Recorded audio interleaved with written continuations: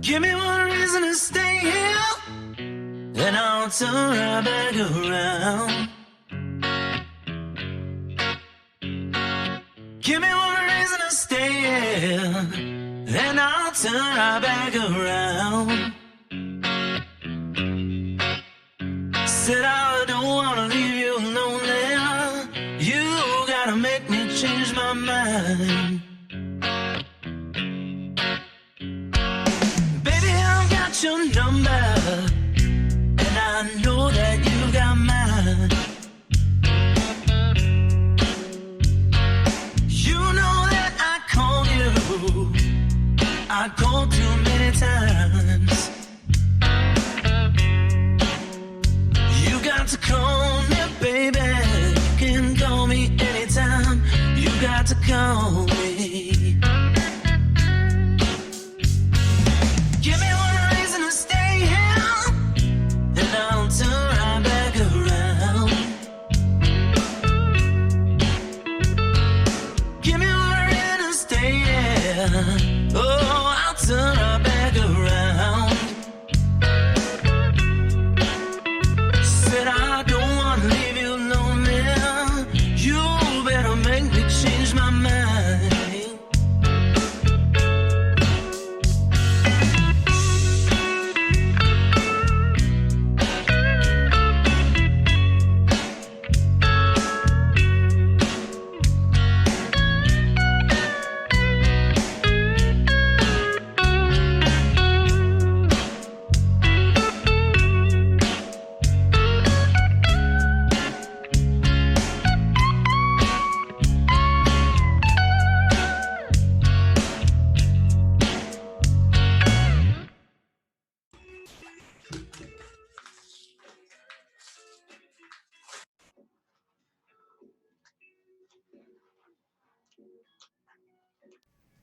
Warning: this podcast features adult subject matter, adult language, and things not meant for children to hear. Viewer discretion is advised. You've been warned.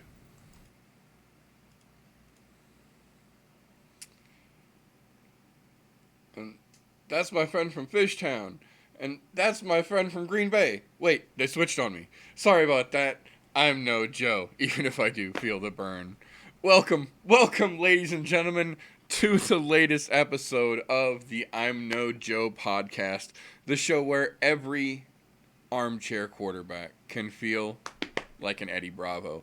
Thank you, fine folks, for tuning in during these of the most contagious of times. We are, as always, self-quarantining for safety so as to not spread the corona to each other. We do this via the interweb through the safety of technology, safety third. But thank you to everyone who is tuning in live and everyone who catches this on replay. Before we get into it, we'll go around real quick, as we like to do, and thank the fine folks who come make these shenanigans possible for you folks to watch. The Wednesday night combat compatriot, my brother from another mother, the one and only Golf T Vapes himself. TJ, how the fuck are you doing today, sir? Fantastic. Just saying, it's going to be a weird next 3 fights with all of this weird random shit going on. Yeah, it is definitely going to be a very interesting situation as things unfold. I don't know so much that the fights are going to be weird. It's just going to be the atmosphere around the fights and the whole feeling. For the fighter, I feel bad for the fighters because they're used to that. So it's going to throw some shit into weird fucking spaces that we're not used to seeing, I think. I agree. It'll be kind of like watching the Contender series. Kind of, but with better lighting and more than 2 cameras. Wonder, are they going to pull old ring announcer Mr. Buffer from the job just to keep his old throaty lungs feeling safe? And put in old fucking what's his nuts? I feel like his jackets are bright enough that it would keep the coronavirus away on their own, like natural disinfectants. Like the bling that Bruce Buffer's jackets are just like naturally antiviral. Oh, but And then across the octagon, as it were, here, the man from Fishtown who gives us fight and learning, Nick Devine himself. How are you doing, sir? Doing good. What's up, everybody? My hands are washed. I'm ready to go. Let's do it. Hell yeah. So, um, as they were saying, coronavirus these days, ironically, much as we don't want to talk about it, it is going to be the center of the news and recent events that we like to start our segment off with. So, as has been told to me by folks smarter than myself, before we get into that, I do want to let everyone know, if you do enjoy the content we provide here on the I'm No Joe channel here, please feel free to check us out on all other platforms. Facebook, Instagram, YouTube, Mixer for video gaming. You want to help support the channel and what we do around here, patreon.com/I'mNoJoe. If these Instagram influencer level faces are just too distracting for you, but you need the message that we deliver for you, you can also hear the all audio version of this show available at anchor.fm/I'mNoJoe. So, that out of the way, little Purell just to get us cleanly into the news and recent events segment, as we like to start the show off with things that have happened, things that have been announced, things that have worked themselves out since the last time we saw you fine folks here. And like we've kind of been hinting at, the coronavirus, like it or not, really is playing a huge factor in how the next month to 2 months, really the whole beginning of our summer fight season, as it were,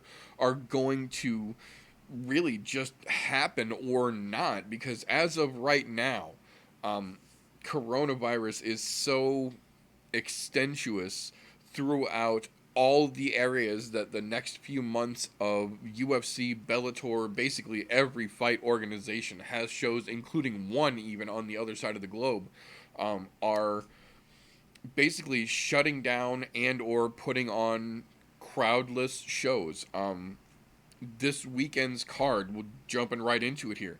This weekend's UFC Brasilia card, as well as this weekend's Bellator 241 card, both are going completely crowdless. It is essential personnel only.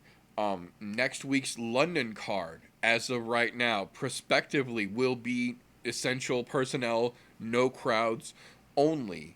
The Ohio card, as of right now, is on hold, potentially, because Ohio actually passed a statute that you cannot have any gatherings larger than 100 people, and even with just base personnel, fighters, coaches, UFC staff, that bumps them over 100 people. So they're looking at possibly moving that card completely out of Ohio at the last moment, as well as jumping right to it here.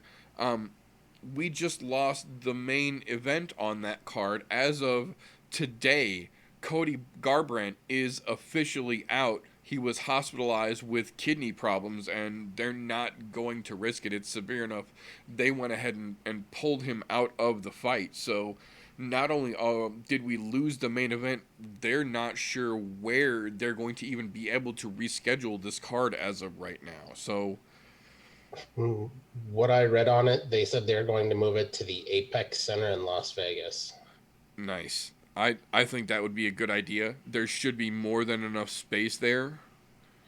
However, that is also right now that's the plan. However, that's contingent on Las Vegas and Nevada as a whole saying, "Hey, you can't do that at this point." Right. Yeah, true. And then, granted, at the same time of that, are you really going to shut down Las Vegas, the casinos, and all that? Probably not. Yeah, That would I don't think cripple so. the entire state of Nevada. I mean, technically, don't they have that UFC PI that they have a cage in if nobody's going to be there anyway? Can't they just do it there? Set up a couple cameras? Right. Well, and that's the thing about the Apex, is it's almost a mirror of the PI as far as like workouts or ring space and quote unquote training space. So they should be able to just move everything over and be okay, theoretically. Yeah. It's not like a stadium then. Not quite.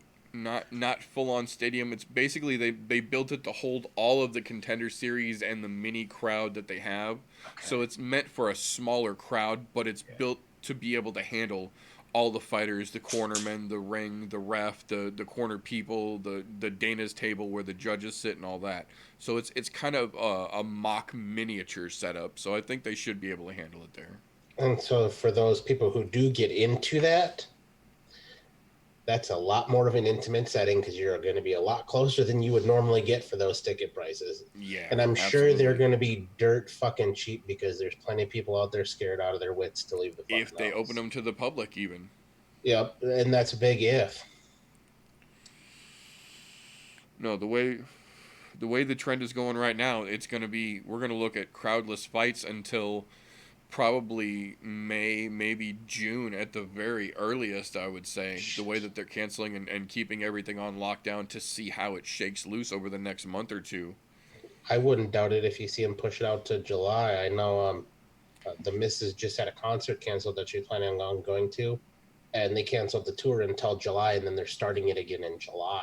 Right, well, and that's the thing is that we also have to take into consideration, regardless of what point we're at with this whole corona situation, July is International Fight Week.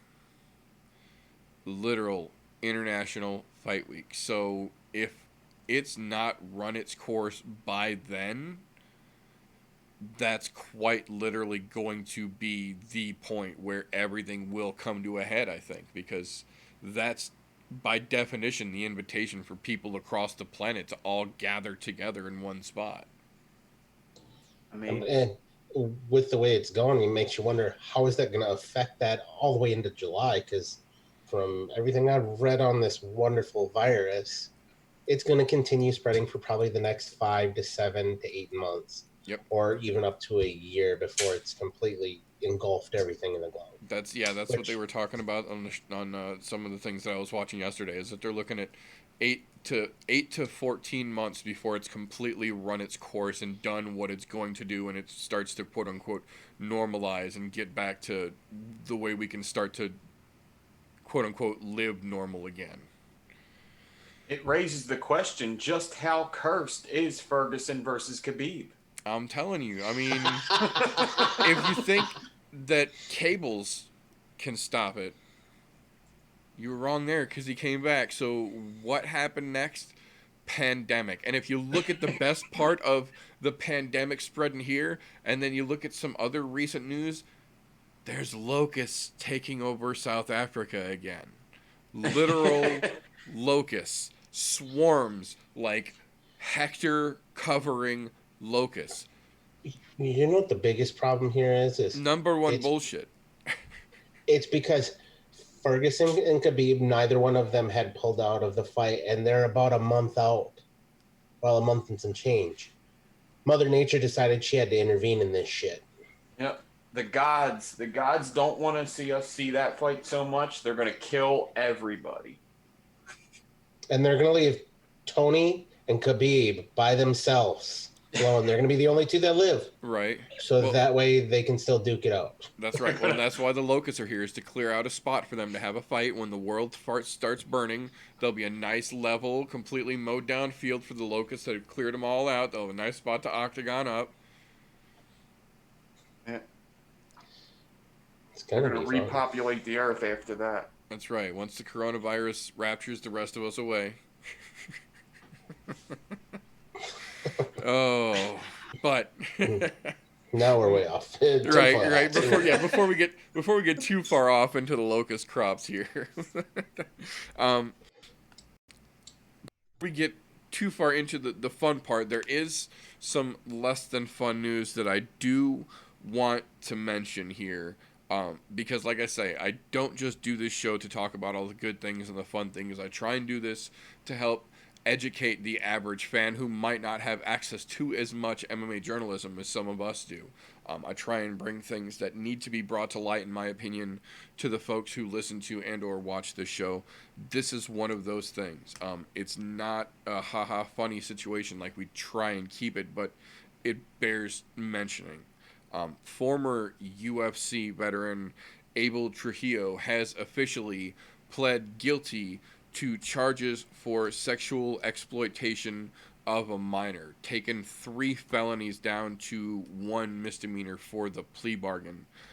He was confirmed, caught, and then admitted to having multiple sexually explicit and lewd conversations with known minors and trying to use his air quote fame as an ex-UFC fighter to be a fucking dirty, nasty fucking pedo. And they caught him. So it's fucked up that it happens, but like I said, this is one of those things that needs to be talked about because they plea bargained him down, so he's not going to go do 20 fucking years for this. And this guy has basically spent the majority of his life in the fighting world, so there's a good chance he may try and deal with this and then find his way back into fighting somehow. And this, much like the stains attached to some other Voldemort-esque fighters, I believe should stay with you. This isn't one of those things where you do your crime, you do your time. This is a stamp that should stay permanently with you. And this is one of those things that has to be talked about because it needs to be remembered. He plea bargained down, but was confirmed on multiple felony counts for multiple different minors. And that's fucked up. That's not okay. Yeah. Another shitbag who we will no longer use their name. Yeah, so that's why I wanted to make sure that that was mentioned because it needs to be talked about so that the information is out there, and now we don't have to say that person's name anymore because they don't deserve that recognition. But the story deserves to be out there so that folks know. From there, we will move to less Debbie Downer news, but still not quite back to Happyville just yet. We'll get there, I promise. We did find out during last week's UFC 248 that aside from the wars that we saw in the octagon, there were multiple wars happening in the crowd and the backstage area, both during and after UFC 248 itself. One of the most prominent ones was Jay Park, a Korean rapper and sometimes now translator for the Korean Zombie, who has had multiple back and forths with Brian Ortega since doing translating for the Nightmare, or the Zombie rather, came to a head, I guess would be the best way to describe it, during UFC 248. There's a lot of controversy surrounding the timing of it because Korean Zombie was sitting with him, had gotten up and went to the bathroom, and while he was at the bathroom, Brian Ortega, we now have the video and can see it, walks over to Jay Park and literally, like 209 Stockton, slaps him and knocks him backwards into another dude and then says, I told you I was going to slap you like a bitch. I told you you're going to get done like a bitch. You're going to get slapped. Deal with it, and then turns around and walks away. Now, the reason that I mentioned that much about it is because we also, on Monday, as we generally do after situations like this happen, saw Jay Park go on Ariel Helwani's show and try and put a little bit of damage control spin on it, talking about how when he got pushed, he jumped up and shoved Ortega back, and people jumped in between them before it turned into a real actual fisticuff. I use air quotes when I say that.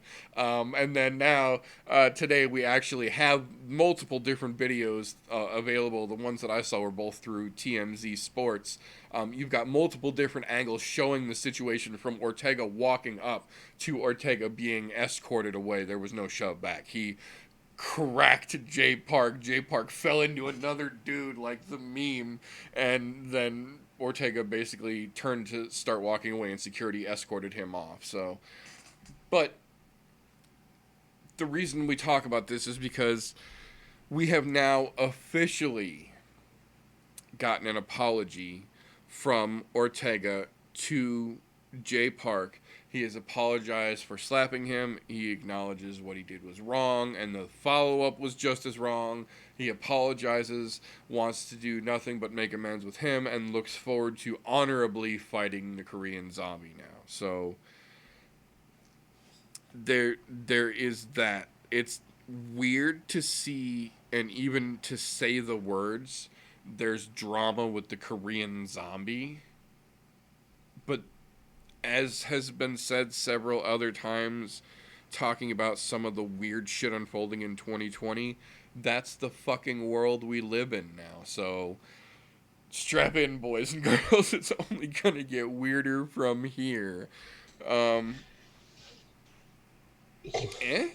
I You know, the strangest part of all of that for me is how pissed off the Korean Zombie is about the whole thing. Yeah, he's furious. Like, he's fucking furious. He's like I'm Lou like, Ferrigno angry. Like, I'm waiting for him to turn into a giant green Korean zombie. Like when someone tries to talk to him about it. I say this and I say it all the time about fighters. I love who they are till they fuck up. Yeah. Brian Ortega, I was a big fan of him. I was a big fan of what he did outside of the octagon as well. Absolutely. His whole foundation for kids, the whole black belt surfing thing that they do for the kids and all of that, and scholarships and what they're doing. That shit's all fantastic. He fucked up. And I said it in our private chat, and I'll say it live. You can take somebody out of the ghetto, but you can't take the ghetto out of them. He's still got ghetto in him. That's the person, that's where he grew up. That's what he knew. Sometimes, no matter how good of a person you are, you default to what you know, what you were brought up with. Yeah. Unfortunately, he fell victim to this. He's only done one thing stupid so far. So, as I always go, I have to give him a pass on this one, especially as he came out and said, you know what? I fucked up. I was wrong. Want to make amends. Okay, that's fine. But still, you pissed off the wrong Korean. And I love Brian Ortega. As far as his fighting style is concerned, yes, he got worked by Max Holloway. And he would have went out on his shield. I don't think he's going to have a chance toward the Korean Zombie, because the Korean Zombie is going to come in there like fucking Max Holloway. And this time, I don't think the refs or the fucking doctor's going to stop it. They're going to he's going to finish it. It's going to get nasty. Yeah, it's going to get nasty real quick. What I'm hoping for his sake is that prior to the fight, him and Park at some point meet up somewhere. He apologizes in person, not just via Instagram. Likewise. Because maybe that'll take some of the heat out of that. Because I'm guessing when that fight happens, there's going to be some sort of lead up or press conference. And they're going to use that as marketing because that's what the UFC does. I'm okay with it. I'm okay with that because it's the same concept of the whole lead up to the Conor fucking Khabib fight. You saw that same, we'll use this and this and this. They're going to use the TMZ videos or the people who were self-boning it in the crowd's videos. It's the story. It's the build-up now. Yep. And at that point, I think we might even get a press conference out of it between those two. Maybe. I don't think it's a very high chance, but there's a slim possibility after something like that, just because there's enough build-up there to kind of push it to a main slot, even if it's going to be on ESPN The Ocho. Right. Well, if you look at after the whole Frankie situation, now we get this on top of it. It's like this fight is almost pulling a Tony and Khabib. Like, it's starting to get that something stupid happens every time we get close feeling about it. So it's like we have to start bubble wrapping these fucking guys that get in these big fucking setups like this until we can actually get them in the fucking octagon nowadays. Yep. And it's happening more and more. And it's like earlier when you were talking about fucking goddamn Cody coming up with kidney problems. Right. I read the article on it. Then I read some of the dumb fucking comments in there that, look, we're not professional analysts by any means. There's a reason for the name of the show. However, there are some things we do know. I saw somebody in there saying, well, if he wasn't cutting weight so hard, he wouldn't have fucking kidney problems. They're not cutting weight that hard this far out from the fight. They've got 2 fucking weeks. He's not doing it hard at this point. Hard is the last week. That's when you might see kidney problems. The dude has legitimately something wrong with him. He had swollen fucking glands inside of his groin. And I'm reading some of these comments like that, and I'm going, you guys are just fucking idiots. And I have a feeling the same thing that's going to happen with this as it has happened with Khabib and fucking Tony. We're going to see more of these dumb comments come out where people aren't using their brain, putting two and two together. And it's going to be one of these train wrecks where you're just going to have to face palm it until we actually get the fight, I think. I mean, Well, I'll tell you what, the Brian Ortega thing, I don't even fucking mind it. That was so premeditated what he did. I don't take it as an apology at all, and I'm good with it, actually. I think he should double down and just be like, hey, it wasn't smart what I did, but what happened. Okay, on to the next thing. Because it was so premeditated that there's no way that he couldn't have thought, like, this is a bad idea, and he still did it. Yeah, no, so, you could see in the videos. He knew. The apology is just like a thing that you do so that the public could see. But you're in the fight game. I mean, it's actually kind of a good thing for both of them for the fight. The dude Jay Park was training with Korean Zombie. I know he's not a fucking good fighter or anything, but if you want to play with the fucking MMA guys. Right. I agree. If you're going to run with that crowd, you got to expect it. Yeah. Yeah. It's just, that's what you're going to do. And you see what, like, Jorge Masvidal does, backstage to people or whatever and stuff like that. And if you want to play, there's some guys out there that if you want to play, they'll fucking play that fucking game. Let's do it. We can do it backstage. We can do it in the seats. Yep. Khabib will jump over the fence. He'll jump right at Dylan Dennis. Yep. You got all that shit. The worst part of that whole story for me, though, is there's two sides to every coin. We've heard pretty much the story from Jay Park of I didn't do anything, I didn't say anything, blah, blah, blah, blah, blah. And we haven't gotten the full story directly from Brian Ortega. Right. I think I know what it was. We heard he was translating more than he should have. And that's hearsay. He was saying one thing and he was adding shit. Yeah, Jay Park addressed it on his Cry Fest on Ariel Helwani's show Monday. He actually said that he did take some liberties in the translation of the things that he was saying, like specifically when he was talking about the fight.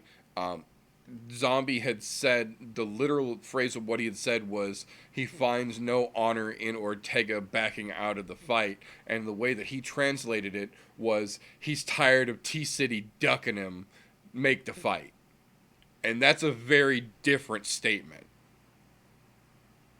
And still, we don't know what else was said away from that. Exactly. That would have caused him to slap Jay Park. If he thought that for a second the Korean Zombie said it, that dude's gangster enough, he would have slapped the shit out of him too. Yeah, exactly. Yeah. That's my thoughts on it. Is if he would have really thought what happened came from Zombie, it would have been him and Zombie. He wouldn't have caught Park by himself. The dude, look, he lives in Southern California. I used to live in Southern California. There is a very large Koreatown there. I'm sure because of where he grew up, he probably has some friends in that neighborhood who can translate.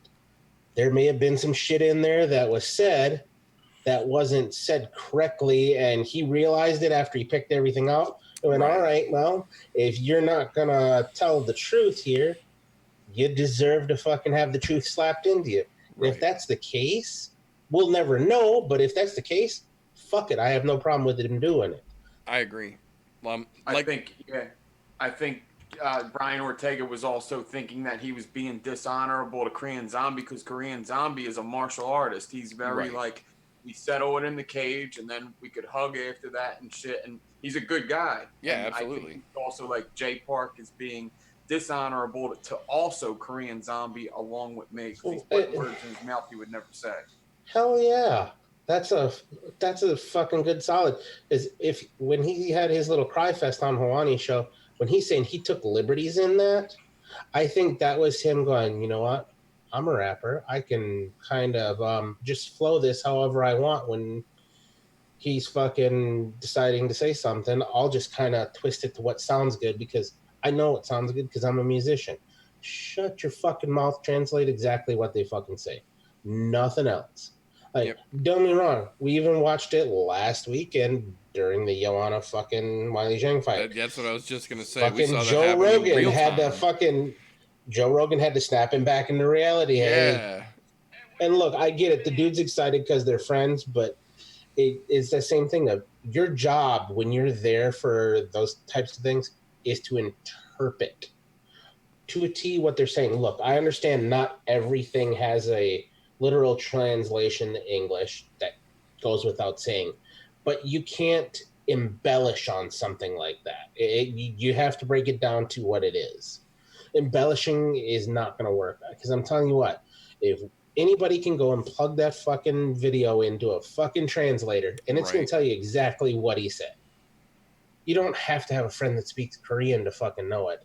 It's out there on the web somewhere. Guaranteed, I can go find that fucking in within 5 minutes here, and have a exact translation of what he said versus what Jay Park said. Yep, I agree, 100%. Oh, crazy, crazy times we live in. But moving along from there, couple interesting little facts about last week, starting to roll out now. We have found out that even in that awful decision and major luck fest, Mark Madsen got the W last weekend, but also went home with a broken jaw that they tried to downplay until he got out of UFC 248 and did all his quote unquote press. But it was confirmed yesterday he has a full on broken jaw and will be medically suspended for the next 6 months at least. Couple interesting fight announcements we did get over the last few days here, kind of putting a little bit of a silver lining on the weirdness that hangs in front of us over the next couple months. We have now officially gotten it. Bellator Chicago, June 6th, whether there's a crowd or not. The main event will be Michael Chandler versus Benson Henderson 2, the run back. This, I think, is legitimately a good fight. The problem is probably 5 years later than it should have been. This is one of those that I like Chandler, I like Benson, both as fighters, but they are both so far from the prime that we wanted to see these fights take place in, that they're both on that back nine, as it were. The fucking end of the career is not where you want to see your epic rematches and your epic runbacks for great fights like that. And unfortunately, that's where they are giving us the Henderson Chandler runback. But I mean, there's still life left in both of them. It's not like we're looking at another Nogueira runback or anything yet. All right, you covered it. I was going to say they're not quite at the end of their life cycle, so we still might get some excitement out of that. Yeah. But it's nowhere near what it would have been, say, 3-4 years ago. That's what I'm saying. And it Just could have been just a even a much couple bigger years deal. ago. Yeah, when both of them were still pretty well statued at the top of the game. But at this point, they're in that middle tier of that aging fighter, and you know how that goes. I just got done Indeed. watching both the first Tito Ortiz versus Chuck Liddell fights. So hopefully these guys are both on the same wavelength, same Right. age, and because then you got the third fight with them, which isn't really a fight at all. Yeah. Oof.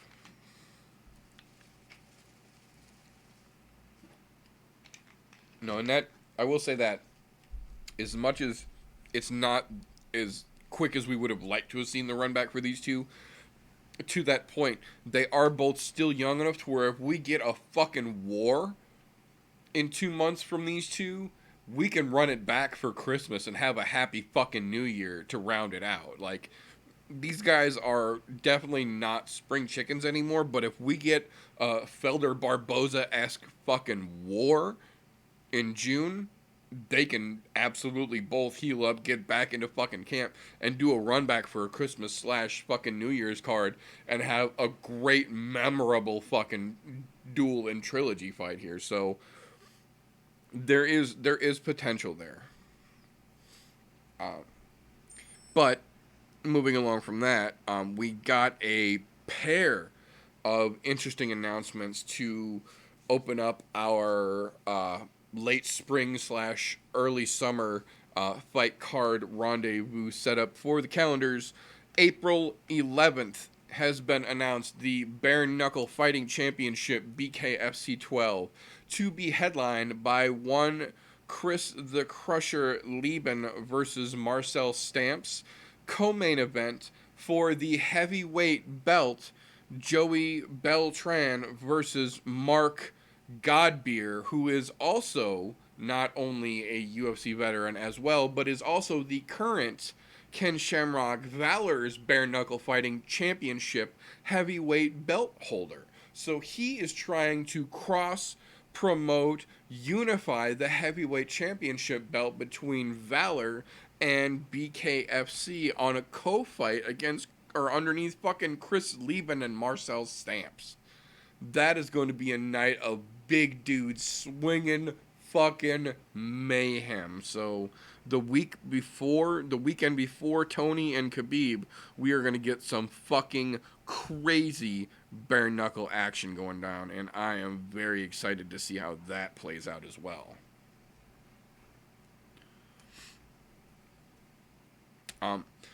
One more quick little update we did get. It didn't come out until just this week, but we did find out that the reason they did go ahead and pull the Polyana Viana versus Emily Whitmire fight last week, even though she did only miss by a pound and a half over, she was 117.5, is because after the weigh-ins, they actually ended up taking Emily Whitmire to the emergency room because she was having kidney failure. So apparently that weight cut was a lot more severe than everyone thought it was. And again, another one of those examples of why we have been saying it over and over as a fan, as loud as we can. I would rather see somebody fight poorly at their natural weight than fight good twice at a weight that's too bad for them and then hurt their body and not be able to get back to that. Yeah. You know, that's like where fucking Mighty Mouse is fighting right now, Demetrius Johnson. They make them weigh in fully hydrated. Yeah. Well, and that he's talked about that very openly, like walking around during everyday life. He walks around at 138 naturally. Because Garrett, look, kidney failure during weight cut happens because of dehydration. Yep. That's exactly what causes that kidney failure.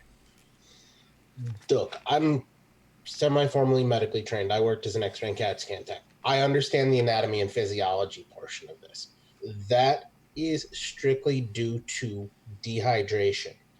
If you are going to want to fight in this weight class, one, obviously she didn't have her diet completely in control throughout the fight camp because you would have steadily have been losing it had you been dieting correctly for your body weight and type and where you need to be at.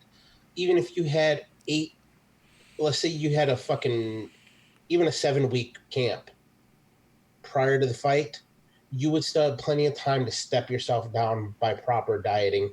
Right. I mean, I don't have to say fucking exercise because, of course, you're exercising. You're getting ready to fucking fight. Right. You're in camp. Yeah, you're getting plenty of training in. You shouldn't have to cut that much water weight to cause kidney failure. And you know what? I had a feeling when I watched the weigh-ins from that, you could see how bad she was shaking when she got onto the fucking scales and was having people have to direct her. Yeah. Like, they were having to point her in the right direction because here wasn't working.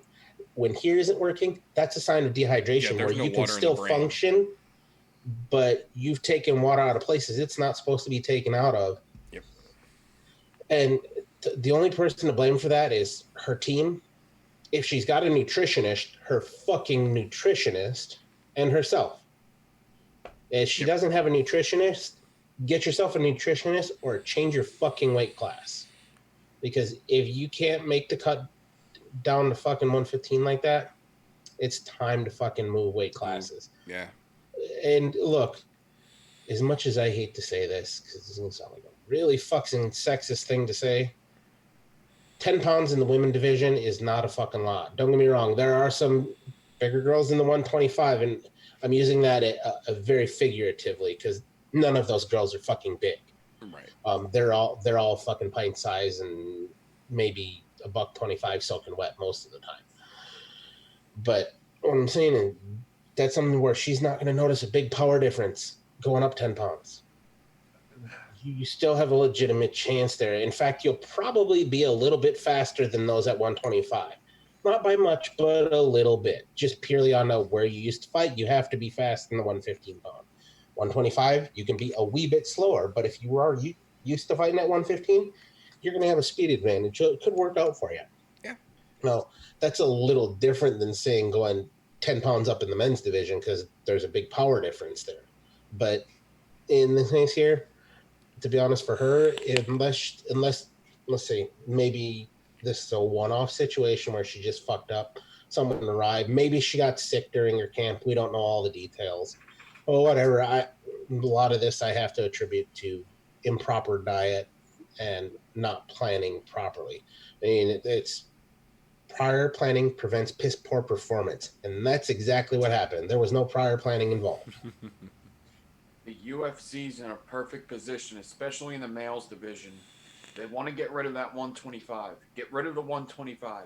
Everybody from 125 goes to 135. Everybody from 135 goes to 145. When you get up to 205, it hardly matters because losing 10 pounds when you're 205 pounds isn't as hard as losing 10 pounds when you're 125 pounds. It's way easier to lose 10 pounds when you're a bigger guy. It's a less percentage. So they should just get rid of the 125, everybody move up. And in the females, they could do the same thing because there's hardly any weight classes anyway. So everybody in 115 goes to 125. Everybody, and then they do the water thing like they do over in 1FC. Well, but see, Make the sure problem everybody is, stays the same. But they could literally just jump everybody up at 10. And then maybe there's some guys like Israel Adesanya where he's still making weight by 5 pounds. And then he could go to the 185 or whatever. You know, if he's making it by that much and, you know, he's hydrated, then let him go into the 185 instead of the, the 205 or whatever the next one would be. right, but then on that same token, you've got girls like Rose, girls like Joanna, unfortunately, that have always been able to make that 115, like girls like Carla Esparza, the inaugural champion of the 115 division, who have always fought at 115. That's their natural class. So there is legitimately, I think, enough girls in the 115 division that they could keep it. I think they just need to tighten down on the weight cutting restrictions. I agree with when they introduced the hydration tests, so they know what you weigh at normally year round, in and out of competition. I think that's going to be more the key as opposed to shutting down classes. I think if anything, they need to open up at least a couple more classes on either side and then introduce some of these hydration tests so we get fighters doing less weight cuts. I think that'd be a lot better of a situation for a lot of these people. I would think you would see more dramatic changes too, though, because like, look at Eddie Alvarez, 155 in UFC, 170 in 1FC. Yep. Dustin Poirier is not a 155. Fuck He's no. He's a big boy. Yeah, they should do that because somebody's gonna fucking die. One of these days, somebody's gonna die. And to be honest, I don't think they're going to change until somebody does die from a weight cut. Yeah, it's gonna have to get bad. Yeah, like you're going to have to see somebody who goes into kidney failure and stays there because of a weight cut issue, which is possible. Absolutely. But I mean, most of them, don't get me wrong, most of them that you see that go into kidney failure because of this, and we've seen it on more than one fucking fighter happen so far.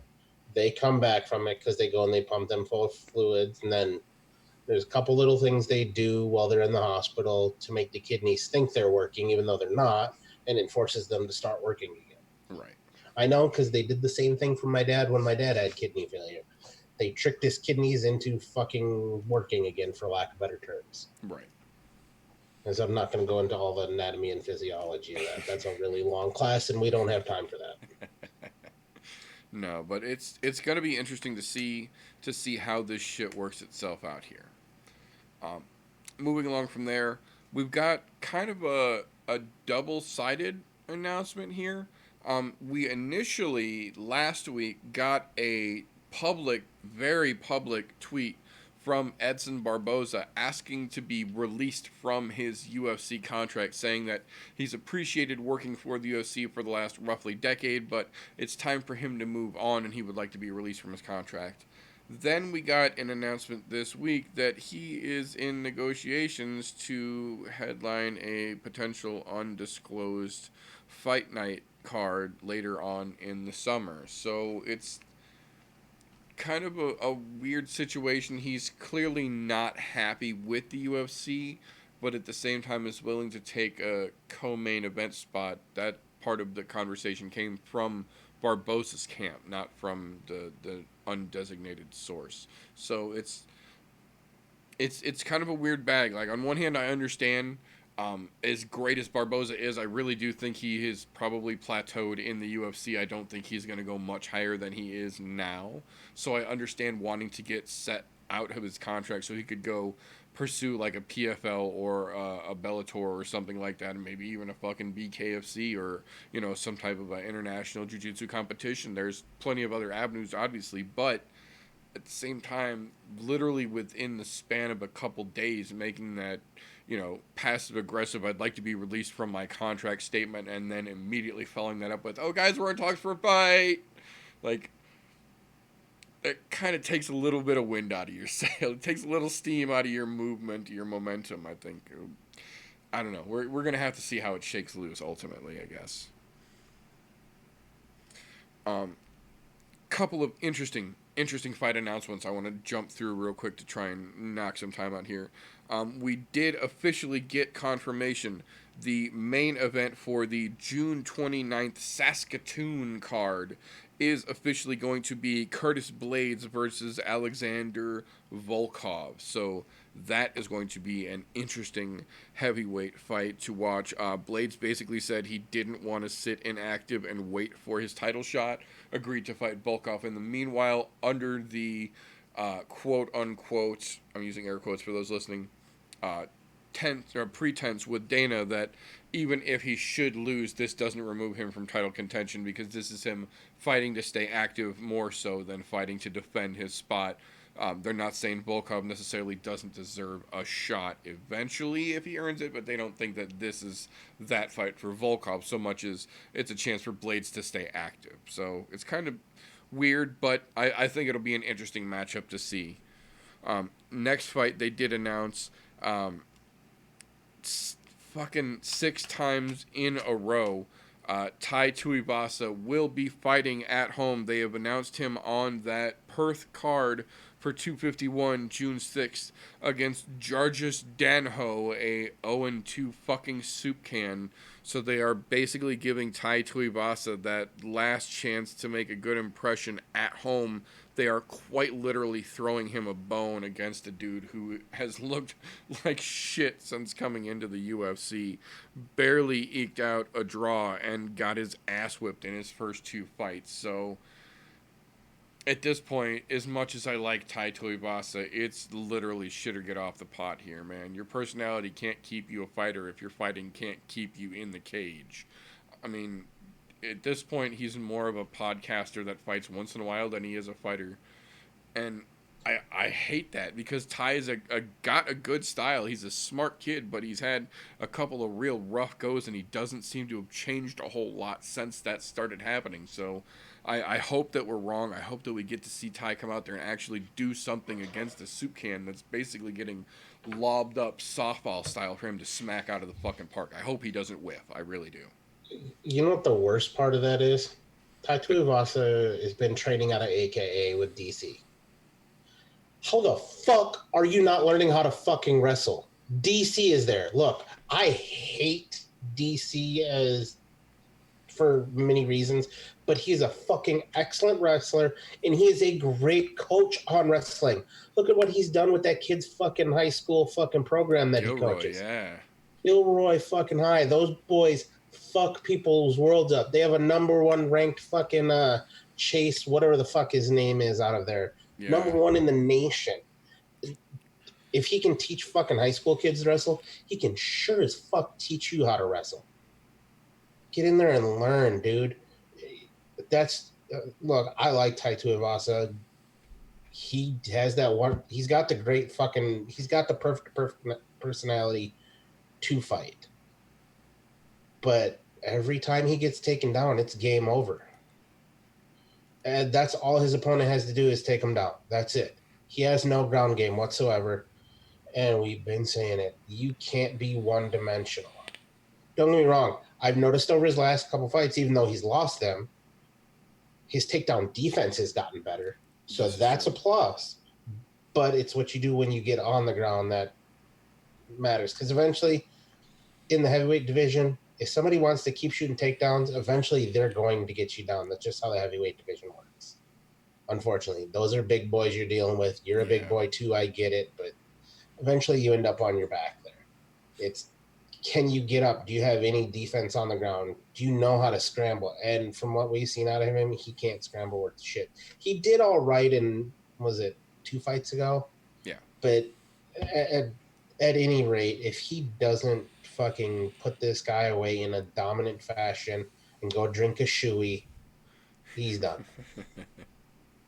And because at this point, it's time for him to move on if he can't get anywhere. As much as I hate to say that, because I love watching the guy fight. He reminds me of some fucking great fighters, but at the same time, it is, like you said, it's time to shit or get off the pot. Fucking get your ass in gear to do something. Make a statement out of it. Yeah, he needs to. Don't get me wrong. You're going to have a really big stairway to climb. I think the only thing that's kept him in, though, is because he's had that highlight reel finish where you go, yep, people want to see that. They want to see you fucking level that's the somebody. part that kills me so much, is that we've seen the moments of greatness that Tuivasa's got. He's got potential to be a fucking star, absolutely. But he's got to get his shit together, man. You got to put your nose to the grindstone. This shit don't get given to everybody. You got to fucking earn it, especially in the fucking heavyweight division. Part of that, though, I do have to blame on the UFC, because after he had his first highlight reel knockout, they threw him into really deep waters. They pushed him way fast. I agree. And to be honest, I don't think he was ready for it. I was ready to see it, but he wasn't well-rounded, ready enough to get into those big fucking matches like that.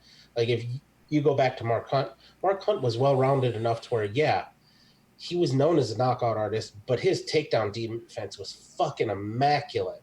Well, and he could take a licking and keep on ticking, too. Right. No, but look at, the likes of the Ngannou situation. Same thing, man. We saw flashes of greatness, and the UFC started shoving him up the mountain. And, here comes Stipe with a fucking reality check to hand that ass. Like, sometimes when they push these guys too quick, when they show the glimpses of greatness, it really does set them back. And I think that this is one of those situations we saw Ngannou bounce back, and he's better than ever, which is scary enough unto itself. But I think this is going to be that moment where we get to see if Tai Tuivasa can take that same path that got pushed too hard, too fast, and started to fizzle a little bit. If he can get out of his own fucking head, get his shit together, and get on that path and see that Ngannou is leading the fucking way. You can falter after fucking up and still come back and make yourself into something in the UFC. What I'm hoping is that he goes in there, does work, but they don't throw him straight to the fucking sharks again. Right. Let him get his confidence up with other guys that are working on getting their confidence up. Don't put him against some fucking guy who's lost 2 straight or something like that. Right. No. Give him somebody who is on about the same level he is, so that way he can progress the right ironically way. Enough, heavyweight division is actually pretty fucking deep in the UFC for the men right now. There's a very stacked, and I don't mean stacked in so many as argumentative for the top. I mean stacked in that it's one of the largest number-wise division on the men's side of the UFC. So there's more than enough fights that can be made without having to force him up that fucking ladder too quick again. I think give him a couple fights to kind of get his bearings, develop himself, get that momentum going again, and then let him organically start to work back up the ladder. Yeah. If I want to see 2 things. I want to see winning, I want to see knockouts, and I want to see shoeys. And if you ain't winning, you ain't doing shoeys. It's true. So I was going to say that's 3 things, but you tied them in together. Fair enough. Yeah, fair enough. Hey, and yeah, he could beat like two soup cans, as you call it, even though I've never gotten that term. But he could beat 2 soup cans and then fight like a Dan Hardy. Oh, we don't say his name no more. But yeah, he could fight that guy. Dan That would Hardy be doesn't good. fight anymore. Huh? Dan Hardy doesn't fight anymore. You're Who mixing am I up your thinking of? Voldemorts. Who am I thinking of? Hardy. G-Man. Yeah. The Dan guy. Hardy's the Mohawk commentator, UFC Europe. Mhm. We know what you meant. But you know what? That's a good choice of words. It's better than the other guy's fucking name. He can die in a fire. I agree. For the record, though, I wouldn't mind seeing him fight Dan Hardy. That could be interesting. That could be very interesting because it would be like old school UFC style where there's like 3 weight class differences and Dan Hardy's doing like ninja front somersaults and shit away from Ty. He's chasing him down like a sumo. Like, that could be kind of interesting. I could see that one working as well. I I mean, think we'd have to Dan make it an Hardy's crazy exhibition enough match, to do it. obviously. Catch weight, like Dan's gonna eat as much as he can to try and catch Ty. So it could get interesting. We'll cross that bridge when we get to it, though. To stay too far out of left field here. We did get another interesting announcement yesterday. We were waiting to see how this one shook out. They have officially put it on paper.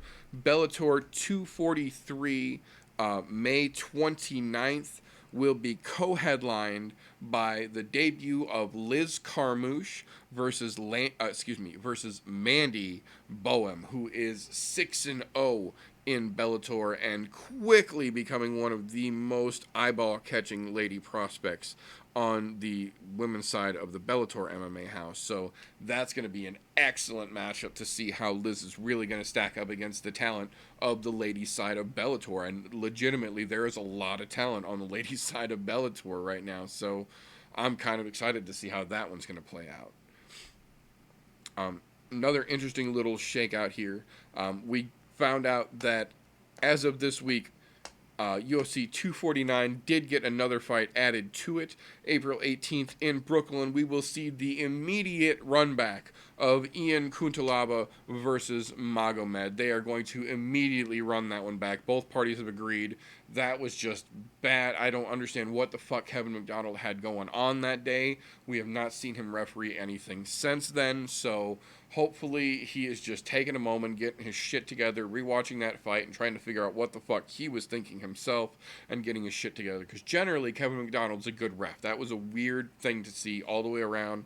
I'm glad to see him taking some time off, and I'm also glad to see they are immediately running that fight back, because that fight has a whole lot of interesting potential, and we got just the tiniest glimpse of how crazy that could fucking get when those two boys let loose and just start fucking swinging. Rope-a-dope bullshit aside, those boys were throwing fucking haymakers from the get-go, and that shit was going to get real interesting real fast one way or another.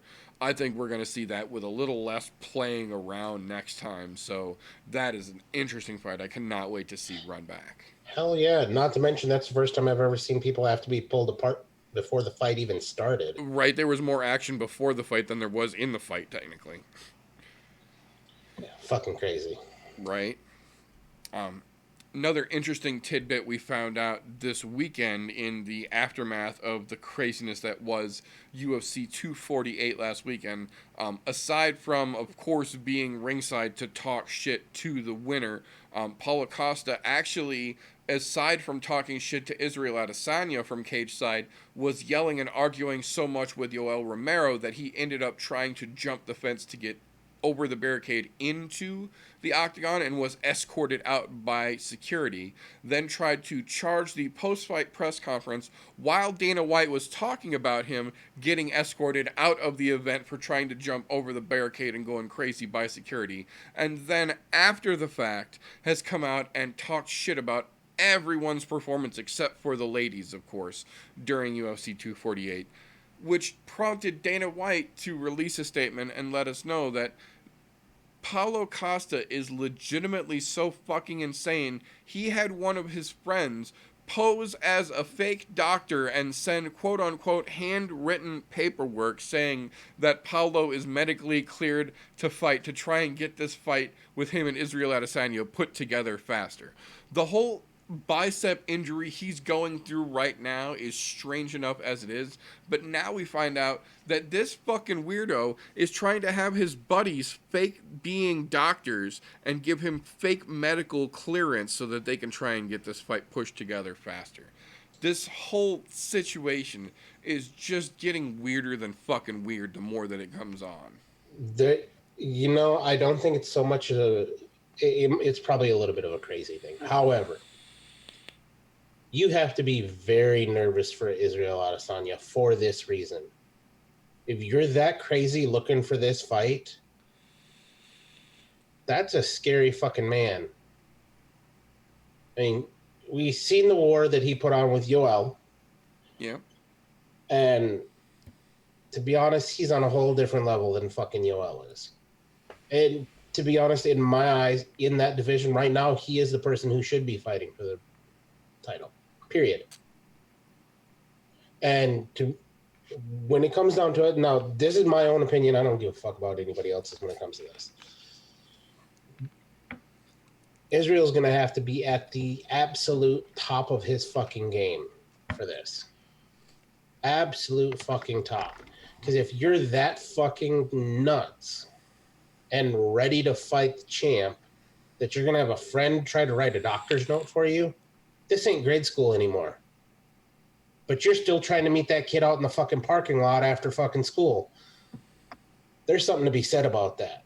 So the he's definitely got his head in the right place. And for those of you that are listening, there are air quotes there because you obviously have to be a little nuts to do the shit that he's doing. Look, for one, he's got to realize this isn't the WWE, although the UFC does like to make it out for shit like that. When fucking Stipe lost to DC, they let fucking Brock Lesnar in there to talk shit and push DC, blah, blah, blah. For everybody else, they don't do that. It's only when it benefits them. And they don't think this benefits them as much as other things. And to be quite honest, I would have been perfectly all right with them letting Costa in there for that. Because you know what? Those two, I'll say it both, Israel and Yoel, put on the worst fucking fight I've ever seen. And that includes Ngannou and fucking the Black Beast Derek Lewis fight. This was worse. Yeah. Because I expected much more out of these two than I did out of Ngannou and the Black Beast. So I had a feeling that could possibly happen because of how much power those two have. Right. But these two, I expected a much better war out of, and they were so fucking disappointing. Don't get me wrong. I understand exactly what was going on there, the game plans that both of them had in place. So there was a lot of chess match going on there. That part I get. I'm not downplaying that. But both of them looked afraid to engage. Both of them. Fucking, the most engagement we got was at the end of the fucking 5th round. Right. For all of fucking 10 seconds. 15 seconds tops, yeah. That was the fucking, that should have been at the starting bell. I mean, minus that weird fucking rolling thing that Yoel did in the first round. The Hammer Brothers from Mario shit. 3 shit that he was doing. Yeah, all of this fucking, look, he could have been throwing takedowns and he could have taken Izzy down. Guaranteed. Without a problem. Easily. In the early rounds, no question. And even into the late rounds, because the dude is a fucking stud when it comes to wrestling. Right. Everybody forgets that because we don't see him fucking wrestle. Why he never goes to it, I'll never know. I think maybe it has something to do with his dad being a former boxer, and his dad wouldn't let him box. So he's mad. Now he's trying to prove something to his dad. Dude, the only thing you prove to your dad is you fucking failed there. And Israel Adesanya, for as much shit as he talked about, I'm going to call out the big guy and put him away. What the fuck are you doing? Yeah, it was disappointing on both sides. I respect everything that he does as a fighter. He's going to be a fantastic fucking champion. But if you're going to call out the, again, air quotes, baddest motherfucker that everybody's afraid of in the division and not do anything about it, okay, you leg kick the shit out of him. And of course, his legs look like hamburger because he didn't check any fucking kicks.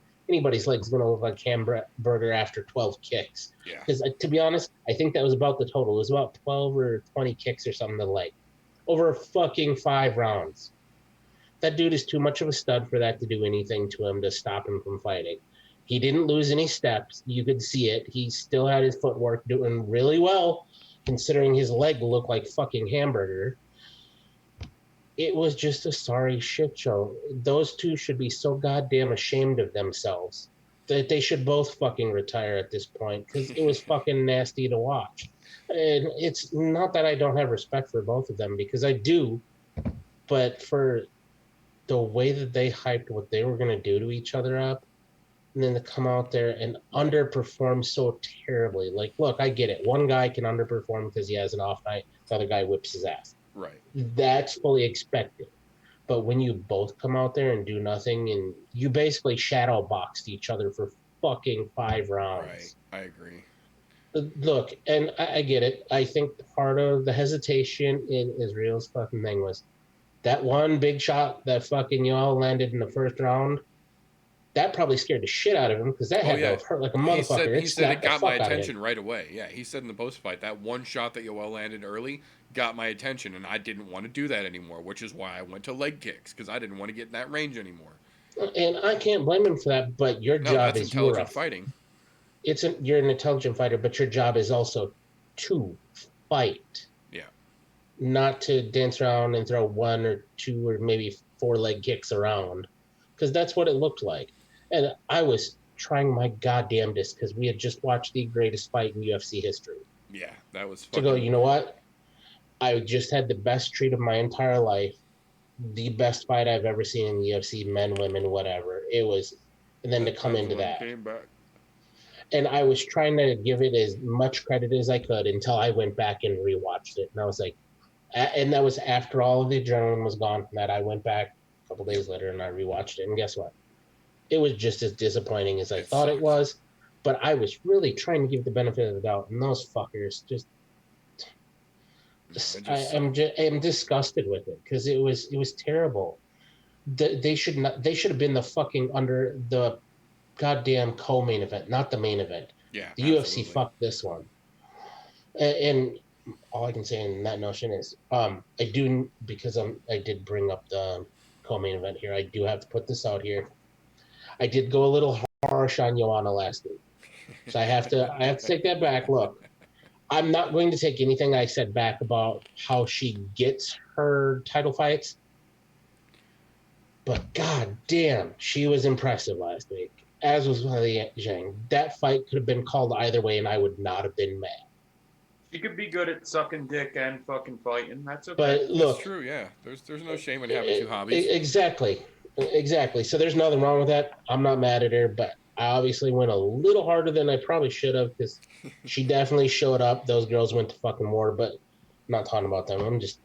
I'm so disappointed after something that we saw that was that excellent. You're not going to get 2 fights in a row like that ever. Ever. And we'll be lucky if we see another fight like that in fucking next year. No, but I think the other thing about it is that as shitty as that fight was, I will absolutely say it does take 2 to tango, and that was as much Israel playing it smart and being safe as it was Yoel thinking that he was going to throw Israel off by standing there. But I think to his credit, looking at the difference between what we saw in Yoel's game plan, I'm using air quotes there, versus what we already know is going to be Costa's game plan to come forward, Israel versus Yoel is more of a chess match from the jump versus Israel against Costa seems to me a little more like almost a replay or a reboot of Israel versus Derek Brunson, where we know he's going to be coming forward. He's going to try and put pressure on Izzy, and that's where Izzy shines the most. When he's got room to step off to the side and catch you with crazy shit, or let you run in so that he can counter you in the moment with weird shit. Versus Yoel is an explosive fighter who wants to counter you as much as he wants to clobber you. And Izzy almost had to play the counter role here, so we kind of got an understandable, if not exciting, but somewhat understandable, boring fight against Yoel, whereas I And think Costa's going to be a bull and charge the fuck in and set us up to see Izzy do crazy shit more than Yoel would have. and that's definitely something I have to give them credit on. They both played their game and they stuck to their game plan. Absolutely. To be quite honest, we know Yoel likes to counterpunch and then just explode out of nowhere. He's very dangerous from it, but as we saw, Israel, he's also gun shy to go first when he knows that he could get countered. yep, and obviously he put that notion in fucking Israel's head too, real fucking quick. Yeah, 'Cause absolutely. as hard as his head snapped back, I was like, is he rocked? Is he not at first? Because he looked like he could have been rocked at first, and I was like, ooh. Absolutely. But that changed once that punch happened. That changed the entire dynamic of the fight. Like you saw it from that moment, it all fucking changed. And I have to give my credit where credit's due. Israel stuck to the game plan that he decided to adjust to a T, no matter how much booing there was. Although I think the most disappointing thing is when the referee has to tell you give the fucking something to score. That's a fucking tall tale sign that you have a fucking issue and you need to fix it quick, fast, and in a hurry. Yeah, like to be honest, the only thing that won that fight was those couple of fucking leg kicks. If fucking Yoel would have thrown a couple more punches, he would have won the fight. Period. Yep. Well, and I talked about it on the What Did I Say show where I did the recap. We found out after the fact that both Joanna and Wiley landed more individually than both Yoel and Israel threw combined. Mm-hmm. Either one of the ladies landed more than both of the gentlemen combined in the same amount of time attempted. Well, that says a lot about that fight. Yeah, both of them took over 100 shots apiece and significant strikes. And significant strikes too, yeah. Yeah, it was fucking crazy to see that. But I mean, that's probably why even when I went back and watched it, I had to erase that fight out of my mind prior to it, just so that way I could see, because it didn't make sense as to why it was so slow. The only thing I can come up with is that one good punch that Yoel had right in the first round there, where it fucking put him up on his heels and went, "Oh shit, yeah, we didn't want to play that game." Yeah, I mean, but still, so disappointing. Both of them, just hang your fucking belts up and drop your gloves in the middle. You guys are fucking done for me right now. Until either one of you do something spectacular, you can both piss off. And I love both of them as fighters. They're both fantastic. Yoel is a funny motherfucker. Israel's a funny motherfucker. But all of that lead up and build up was so fucking excellent, and it was panning out to be a fantastic fucking war. And what do? You're looking for steak, and instead you got fucking spam. Yep. Yeah, I think it was a bad matchup, and I don't know, but I don't think Israel looked the same that night. I don't know if it was a staph infection or something. He just didn't look right, and neither did Yoel, really. I think both of them were dealing with something. I don't know. Yeah, the whole thing felt I think it was just a bad matchup. Even if they were both good, I think it was just a bad matchup. Paulo Costa I'm going to make this quick because we went on about this for a while. Paulo Costa's lucky that Israel Adesanya already wiped out Robert Whittaker and Kelvin Gastelum. I think he should have to fight one of them to get to Israel. I do think that he's a very good fight for Israel. I think he's very dangerous for Israel. But I think he's very lucky that Israel already wiped out them too. And now Yoel Romero, because Paulo Costa should have to fight one of them to fight Israel. I think he may be moving up a little too quickly, and just a little bit. I think I actually would probably pick right now after that last fight. I would probably pick Paulo Costa over Israel, but I think he should have to fight Robert Whittaker or Kelvin Gastelum, because who has he beat that's really that great? Yoel Romero, and he barely beat him. I don't even think he beat him. I don't either. I thought Yoel won that fight. I agree 100%. I think Kelvin Gastelum versus Costa should be the next fight, not Israel versus Costa. And Costa has to fight for that fight. That's why you're hearing him. He has to fight for that fight, because if Darren Till knocks out Robert Whittaker, I would pick Darren Till over fucking Costa. That's what I was just going to say. And the fact that we've got this conversation up brings us into the next thing that I wanted to talk about is that we got confirmed yesterday officially the main event for UFC Dublin August 15th will officially be Robert Whittaker versus Darren Till. So with Robert Whittaker, who is still the number one guy technically, since Izzy's still the champ, I think Whittaker is still ranked over Yoel for however you want to fucking look at it. I still think Whittaker should be ranked over Yoel right now.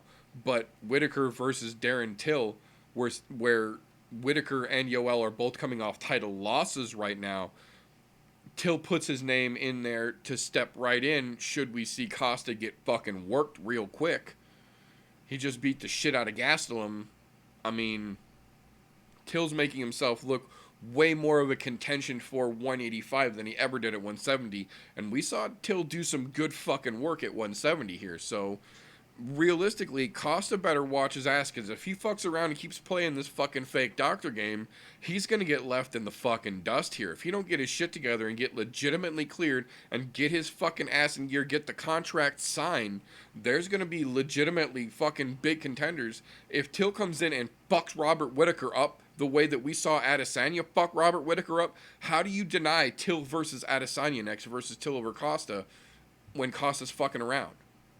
And if he's injured and not getting clearance, because that's what I'm fucking saying. Dana said, unless he gets a clearance, he's not getting it. That's what I'm saying. If Costa's fucking around playing this fake doctor bullshit, still injured, Till comes out, fucks Robert Whittaker up, just fucked Kelvin Gastelum up, how do you not make that the next fight while Costa's playing a fake doctor jerk circle bullshit? Like, well, and Till's going to come in and sweep this chance right out from underneath him if he doesn't quit playing. Right now, there's a good chance of that fucking happening because of the stupid medical suspensions that both him and fucking Yoel got 6 months apiece. Yeah. I don't know why when for all the 12 of those women, strikes that got thrown in that fight, you know. How many does anybody know offhand how many the women got? It was significantly less. Yeah. It was like fucking 8 weeks. It was like 2 months each, versus 6 months for those two cocksuckers. Fuck off. Those girls took a lot more damage than the men. I'm only saying that they're playing it up to, oh, they're a girl, or it's a guy, so they hit harder. No, fuck you. They took way more damage. But anyhow. Yeah, I agree. No, Darren Till wins this. That'll fall right in that time frame when Israel's fucking medical suspension is up. And bam. If Costa isn't healed up by then, that's going to fuck him out of it. So. We know what we're looking at next, and I think, and that's what I'm saying. Costa better quit fucking around. I have this feeling, even though I think Costa deserves a title shot, I don't think we're going to see the medical clearance before then. I really don't. At this rate, I don't think we will. Yeah. And depending on what his bicep injury is, like if he's got a torn bicep or something like that, and yes, air quotes on that because we haven't seen any actual medical documentation to any of this, or nobody has miraculously. Which makes you wonder, why is he fucking injured in the first place, and who medically suspended him? Mm-hmm. Yeah, that's what I said. The whole injury situation with Costa is fishy to begin with. And now with the fake doctors to try and clear the questionable injury situation to begin with, there's a whole lot of fucking weirdness. There's a lot of fuckery afoot with this whole Costa situation. And if he doesn't get his shit together, Darren Till's going to ride in out of the fucking left field and just take his fucking chance away, man. Yeah. If I'm Israel Adesanya, I'd rather fight Till than Costa. Fuck so yeah. Till Fuck beat yeah. Whittaker before Costa gets cleared. I don't think Costa had a fucking bicep anyway. He fucking was just buying time. Yeah, there was a whole fucked up situation there. Yeah. So I'd rather fight Till, which is a fucking scary thing to say, but I'd rather fight Till than Costa. Well, and I think especially now with Till saying he'd rather fight anybody but Romero, and now as anticlimactic as it was, Adesanya's got the Romero fight under his belt and out of the way, so he's like, well, you don't want to fight anybody but him. I already got him out of the way. That means I'm the next boogeyman for Darren Till, so that sets that fight into motion. I don't know. It's going to be weird to see how it shakes out. I'm pretty sure Darren Till he's going to say that he's not a boogeyman for him, because the only person who he's not calling out is Yoel. The only other time he said he was legitimately scared was going in to fight Kelvin Gastelum. Yeah. And he said, I went and did it anyways, but I was scared. And to be honest, my hat's always been off to him for saying that, because you know what? No other fighters say that. Right, being honest about it. Yeah, absolutely. Yeah. And so, is he going to say he's a boogeyman? No. I don't think so. Especially not after the way that fight went down.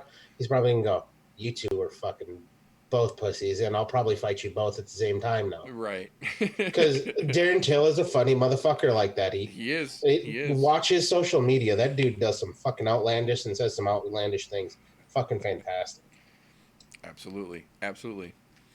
But that will bring us to the last thing that I wanted to mention about real quick in our news and recent events segment here. Actually, a pair of announcements wrapped into one tasty little morsel here. We found out today, last night into this morning, depending on time zone you're in, whatever, that we got a pair of announcements.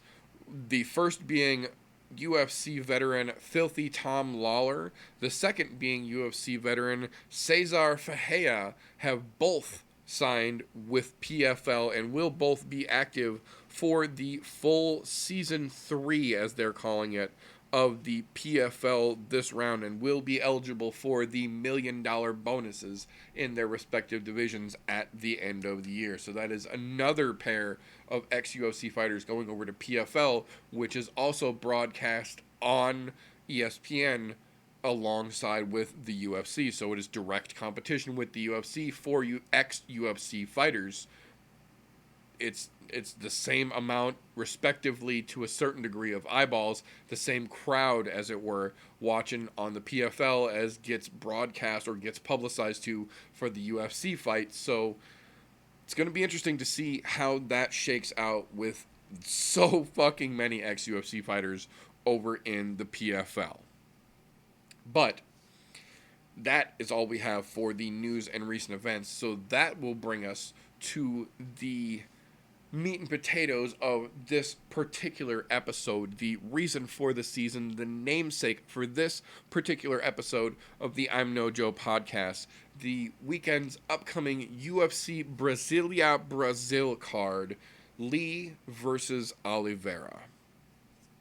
Now, as we did mention earlier, both Friday night's Bellator 241 card and this weekend's UFC Brasilia card will both, as of right now, be fought with no crowd due to the coronavirus. It will only be fight camp, fight staff, UFC staff, and then stadium employees and whatnot. Essential crews only, basically, and camera crew. So we're not going to have the full crowd. It's going to basically make this entire fight, both this and the Bellator cards, kind of feel a little bit like a contender series, like a UFC Apex fight, as it were. There's not going to be anyone in the crowd other than the fighters' direct camp and people that came with them. So it's going to be interesting, to say the least. But jumping right in here, there's a couple that I'm going to talk about here on the prelims. We're not going to give a full breakdown because, as always is the case, there is absolutely a little bit of fluff in this particular card too. And as with most international cards, it is, like they generally are, local talent, Brazilian talent, generally first-timers, people making their debuts and whatnot. Our opening fight, Veronica Macedo, does absolutely have an interesting chance to put on some interesting fireworks. She is a very potentially promising young prospect. But from there, we get a pair, interestingly enough, of he and she flyweight Silva. Bruno Silva and then Myra Silva, both flyweights, which I get that it's Brazil, but that's even a bit of a stretch for a coincidence down in Brazil as well. So we'll have to see how that little interesting bit plays out. One definite fight that I do want to take just a moment to talk about, if not, give a full breakdown on here. Ronnie Yaya versus Enrique Barzola is what I believe going to be the first big exciting fight of the prelims here. Now, most of the prelim fights are, again, smaller fighters, Fresh's area of expertise. Unfortunately, due to circumstances pertaining to the coronavirus and the travel ban, we are unfortunately without our Freshipe this evening. But in his spirit, we are going to take a moment to talk about some of these smaller guy fights. Ronnie Yaya versus Enrique Barzola being one of those. I feel that this is going to be the first real exciting fight on the card. Both of these gentlemen have extremely high-paced fucking pressure that they put on, and I think that's going to be a great fight for folks to tune into. Following that up, Elizo Santos. We have seen hot and cold flashes from that gentleman, coming in against a gentleman who is 20-1. Hopefully we get a decent war to follow that up. But following that, our co-premier prelim fight, as it were, I do want to take a moment to talk about here. Amanda Ribas versus Randa Marcos. This is going to be, I feel, another one of those big momentum builder kind of fights. Amanda Ribas fighting at home in Brazil. We say it every time we see her, and I'm going to say it again now. Miranda Marcos is almost the definition of inconsistency. We have seen her show signs of fucking greatness and then immediately followed up with coming in looking like a dead fish the next fucking fight after that. We know that there is potential there, but for whatever reason, she just cannot ever seem to string those good wins or those good moments together. I don't think that kind of inconsistency is going to be acceptable in a situation when you're stepping up against a very dangerous young prospect like you have in Amanda Ribas here. I think this is one of those situations where even though she's not going to have the home crowd there to cheer her on like she would have ordinarily, I still think being at home in Brazil will be enough to help give her that natural boost, and I think she's going to be able to put on a performance here and just beat the shit out of the red-haired wonder that is Miranda Marcos. That fight's going to be interesting for me for two reasons. Marcos is literally the definition of hot, cold, hot, cold. If you look at her last three fights, it's win, loss, win. So by that notion in MMA math, she should lose the next one because we have not been able to see her string anything together that looks remotely like she's back on track.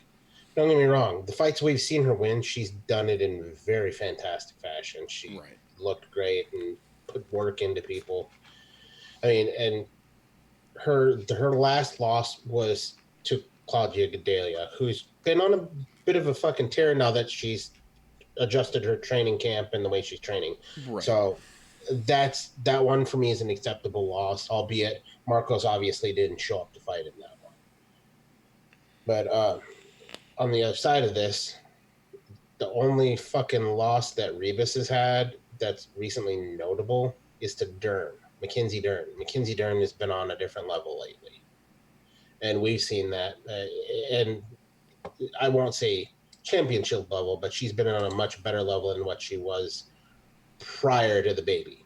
Absolutely. So, I mean,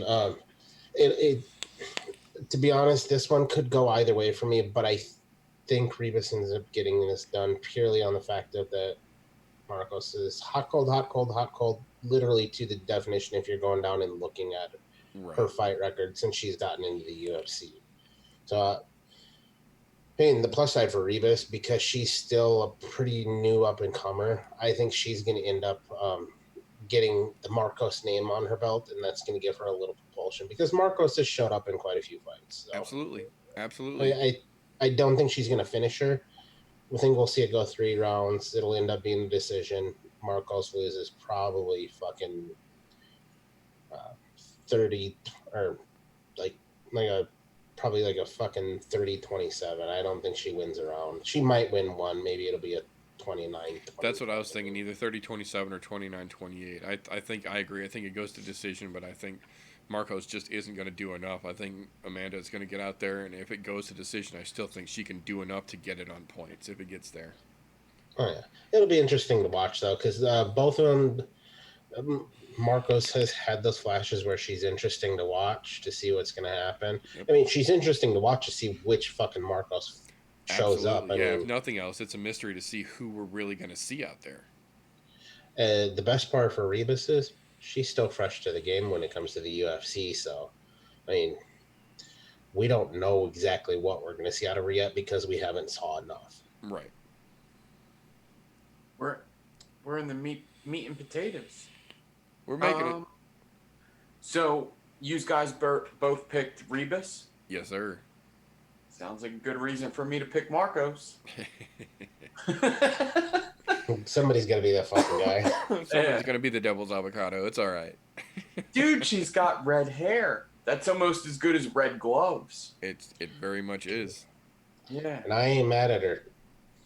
Yeah, Where's no, that's what I'm Lumi saying. at? That's what we're all waiting for. Right, yeah, we've seen enough to where there's a possibility she could come out and absolutely fucking starch Rebus, but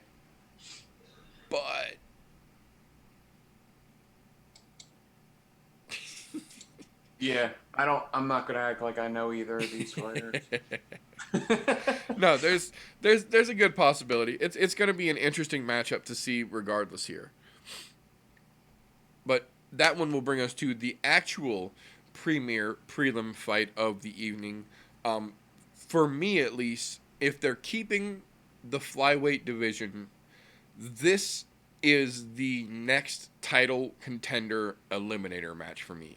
Jussier Formiga versus Brandon Moreno.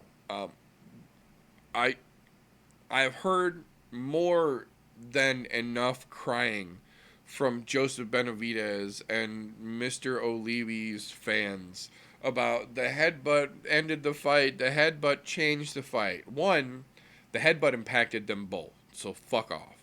Two, Benavidez caused the headbutt, so fuck off. Three, Benavidez was losing before the headbutt happened, so fuck off. I don't think there's any reason for that to be a rematch. He was getting his ass beat from the beginning of the fight. The headbutt was his fault, and the headbutt impacted them both, and yet Figueiredo was still able to beat that ass and finish him. So I think there's no reason for a rematch. I still think that Figueiredo is back in there, who gets the next shot at the title. So when he gets there and he's not ill this time, he legitimately will make weight, I believe. And then I think realistically, there is a slight chance that Moreno takes this here. Brandon Moreno is a very dangerous fighter, to his credit, but the one loss on Deiveson Figueiredo's record in his professional career is to Jussier Formiga in a fucking spectacular fight. And if we're going to save the flyweight division, if we're going to keep the tiny guys around, I have a feeling that Jussier Formiga versus Deiveson Figueiredo is going to be the fight that's going to be able to do that. And I understand that Mighty Mouse was the face of that division for a reason, because he was spectacular. But I think the prospect of Formiga versus Figueiredo 2 for the belt has every bit the possibility to try and bring as many eyes to the flyweight division as we can get to it. I think in getting us to that potential point, we also have to acknowledge that if Formiga can't get past Moreno, and Moreno steps up and is the man who was able to beat Figueiredo, or to beat Formiga rather, and then steps into Figueiredo, we've got the MMA math situation all over again here. Well, who beat who? Well, how did we get to here? And then either way, it's a crazy matchup, and both potentials have a big draw potentially to come from them. So I think this is going to be really one of the dark horse fights of the entire card for me.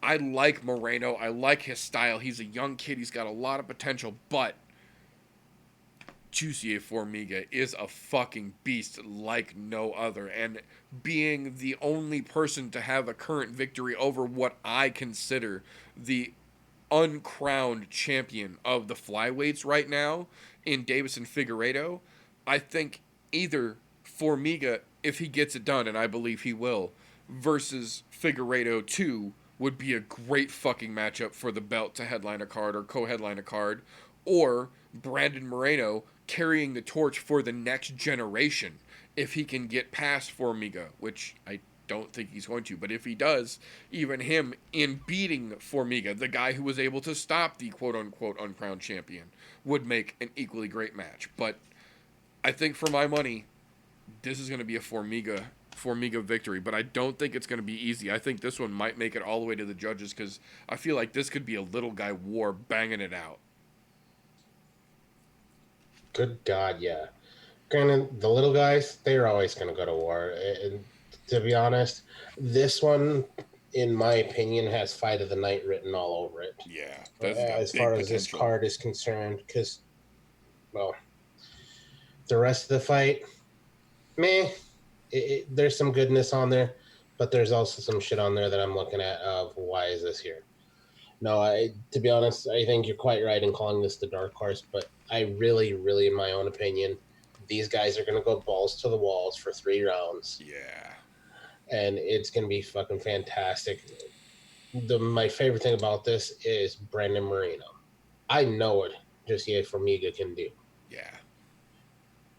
Brandon Moreno, that young kid, so much fucking talent, and we've seen what he can do already. That's a scary prospect for GCA. And look, GCA is no fucking walk in the park. So Brandon Moreno's taking in my opinion, even though he's ranked pretty closely up there, he's taking a big step up in competition in my eyes here. Fuck yeah. But to be honest, I think he's going to handle it. I think he's going to do well. I think this is going to end up going to decision. And we're going to have a really close fucking fight. I think it could end up, we could have a couple of judges scoring it 2-1 either split way. Off, yeah. Yeah. As I have a feeling it's very well could possibly be a split decision fight depending on how these two show up. And I think it's just going to be balls to the walls. I wish this fight was 5 rounds. I really do. I completely agree. And I have to say, if sorry to interrupt you here, but I think especially for this fight, more than most that we've seen lately, I get why they're doing these premier prelim fights like this so that both cards are of significant importance, and then when you main event, quote unquote, that card, whether it's the prelim card or the main card, you get an extra little bit of spotlight. I like that, but I feel like if that's how we're going to do it and we're going to put fights this significant in that situation, why not make this a 5-rounder as well? Exactly. Because, to be honest, I could see that fight being 5 rounds. Easily. And I think it would stand up to it very fucking well. But I'm having a hard time calling a winner for this. My gut is telling me to go to GCA because of what we've seen out of him, and we know what he can do. He's been in the game quite a long time. But on the other side, the baby assassin there, dude. That's a fucking tough call. It's gonna be interesting. I'm gonna have to go with the gut on this one though and say it's gonna be GCA. As much as I want to think that young kid can get it done, I just don't think, because we've seen GCA go to wars and have some just tremendous battles. And it's definitely gonna be a fun fight to watch. That's for sure. Whoever's lucky enough to be in house for that one, take notes. Yeah, no shit. Juicy Smollett for the win. I mean, Juicy Air Formiga for the win. My bad. I get them two mixed up. No, seriously. Formiga, I've been watching like a lot of like old UFC fights, and I've just seen him fucking win. Like, win in a very good fashion more than I've seen Brandon Moreno win. So I just got to go with him. I just got to go with Formiga. I agree. So that's about I think it's going to be a good fight, but I think Jussier is the man. I think I think he's really paving his way for the shot at the title, and I think the rematch with him and fucking Figueiredo would be spectacular, especially for the belt. 5 rounds, like that could be a great fucking match to breathe some life back into flyweights. Especially knowing we got guys like Moreno hanging in the wings, that he's ready for whoever fucking drops the belt or whoever drops to the belt. He's ready to knock that motherfucker out and get right back at it, I bet. So there's still some life left in the flyweight division. It's always a good story. The only person that's beat the champ is Yeah. It's always a good story. Exactly. But that will bring us to the actual meat and potatoes of the meat and potatoes segment of the show here, the main card itself. This, I have to say, for only being a five fight main card, they still managed to give you just a little bit of gristle on the edge of that flank. Not quite full on fluff for the main card, but there's a little bit in here. So we'll jump right in at the top and start right at the beginning of it here. The opening fight on the main card is Francisco Trinaldo versus John Makdessi. Now, this is one of those strange situations where neither one of these guys are full on soup cans, but neither one of these gentlemen will ever see gold in the UFC. They're not quite to the full useless status, but neither one of these gentlemen are going to be making a title attempt anytime in their future. That being said, I think this is an example of what can happen when you take two of the old guard style fighters and give them an opportunity on a main card. I think the hang on here. I didn't lose it, did I? No, I didn't. Okay.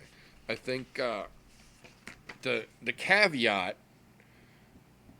to that point is that this is going to be one of those situations where we get to see two of the old guards still prove that they can do it.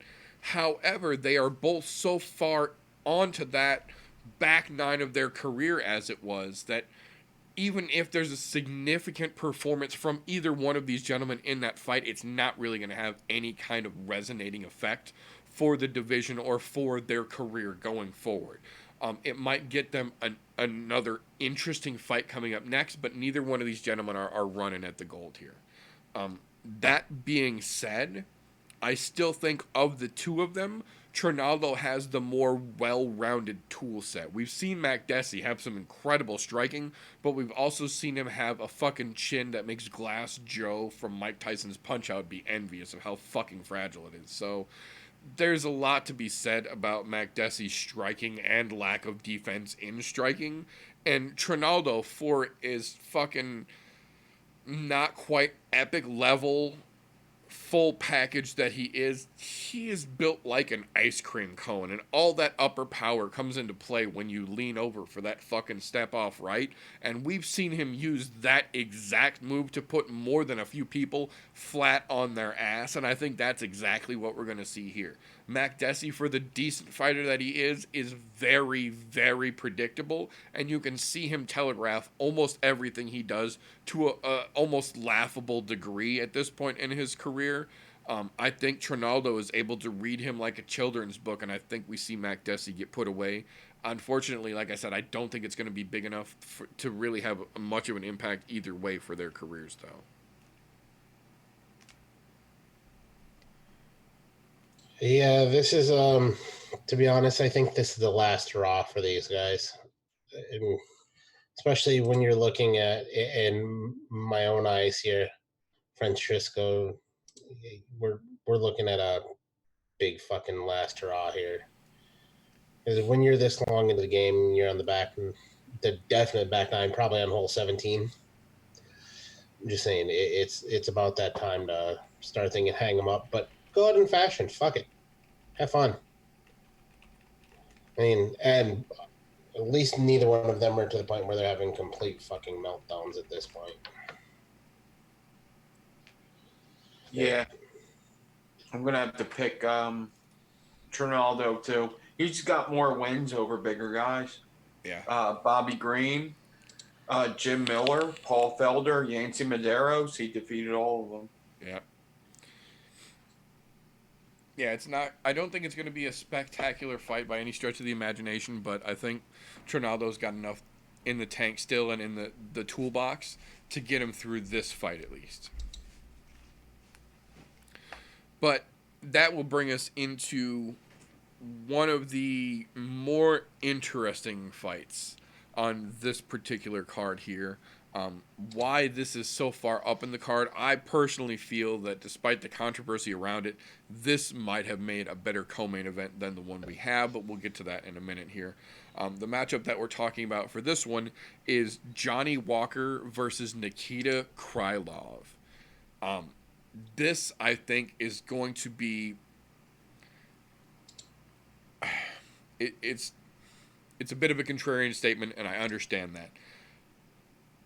Keeping aside the fact that Johnny Walker just got his ass handed to him in a very, very humbling fashion, coming back from that situation against a guy like Nikita Krylov, to me, is almost going to be more of a challenge than getting knocked the fuck out was. Because Nikita Krylov, I feel, is every bit as dangerous, if not under-recognized for that danger, than we saw in Corey Anderson here.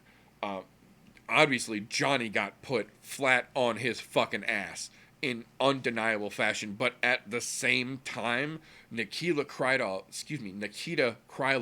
is one of the dark horse, the silent assassins in that division. He doesn't make a lot of headlines. You rarely ever hear about him outside of the octagon, but when we see him in the octagon, it is always a spectacular performance. He has got the ability to fight you orthodox, unorthodox. He can come at you standing. He can take you down, grapple. He got submission attempts. He's got submission defense. He's got good takedown defenses. He's a very well-rounded fighter, but he doesn't talk a lot of shit, and he doesn't do things to get himself in trouble and get in the newspapers, so he kind of stays under the radar a lot. And then you've got the polar opposite in Johnny Walker, who can't shut up for more than 5 minutes, even if you super glued his fucking lips together. But this is about the fight, not the talk. So this is where it gets real interesting, because on one hand, we have seen Johnny Walker, for the prospect in MMA that he is, show some moments of brilliance. And we know that being a black belt, with his life being Brazilian Jiu-Jitsu up until he joined the MMA side of the faction, he's got the background to make this interesting no matter where it goes. But he's also green enough into the world of MMA to where we've seen him make very, very rookie mistakes. We've also seen him do things as dumb as fucking almost dislocating his shoulder in the ring in a fucking celebration. So we know that there's still some learning to be done on that side of the house. But Nikita Krylov is a dangerous man anywhere this fight goes. If it stays on the feet, he's got great striking and great foot movement to keep him out of trouble against a guy like Walker. If it gets to grappling, he's a little shorter, but he's a little stouter, so he's got a good defense to base himself off of against a black belt in Brazilian Jiu-Jitsu. And if it comes to submissions, he has got great defense unto his own, so he can compete against a black belt in Brazilian Jiu-Jitsu on the ground. And I think the experience that he has in the fight IQ combined with all of that is going to be enough. I think this is going to be a great fight. I think we're really going to get to see a little more of Walker than we traditionally get to, because I think Krylov is going to drag him to the end. I don't think this is going to be easy. I think Nikita wants to make this a 3-round battle and finish it short of the judges, and I think that's exactly what we see here. I think we see 2 rounds of just absolute back and forth feeling out, and then I think 3rd round, Krylov comes out, puts it on him, and I think he puts him away. I think we see Walker get stopped, but not Corey Anderson kind of stopped. I think we see Krylov put on a very nice performance here, but I think it's going to be a good back and forth, and we're going to get to see a nice test for Johnny Walker.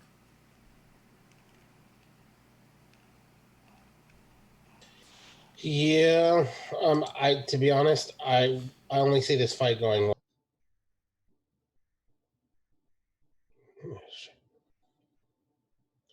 It's almost my bedtime. Fuck.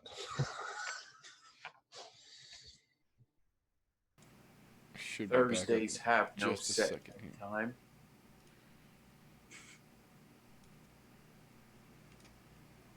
I think.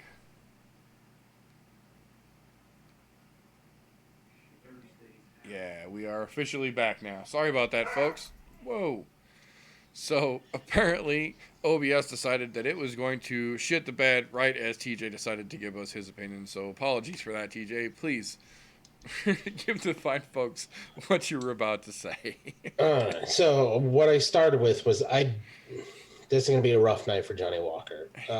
I do not see him winning this fight at all, especially not coming off of a loss. Nikita Krylov is way too seasoned to come in here and get ran over by Johnny Walker. All of that talking he did, I'm glad he finally got shut up. Maybe that'll teach him to keep his mouth shut and focus on the prize instead of looking past fighters like he did in his last fight, because that's what caused him to get fucked up. Guaranteed. Nikita Krylov is not that person you want to fuck with. He's been around for a lot longer than Johnny Walker's been thinking about it, probably before Johnny Walker's testicles actually hit the floor. But either way, I see this being finished late second, early third. Nikita Krylov walks away with it. I don't see Johnny Walker coming back. I'm saying he's going with back-to-back losses here, and he needs to go back and regroup and possibly learn to shut his fucking mouth at this point. Look, as an up-and-coming fighter, he's fucking fantastic, but he still needs some work. He needs some PR work, something ferociously done to teach him how to speak to media and how to deal with the person that's in front of you. But hey, what do I know? I'm not a fighter. I just call what I see. Okay, so I think Corey Anderson is a really good fighter. I think Johnny Walker definitely shouldn't have did what he did during that fight, but he's got a fucking chin. He still stayed on his fucking feet. So He stayed awake. I will say that. Yeah, and he does know how to freeze guys, and I'm not sure if everybody is smart enough to deal with that.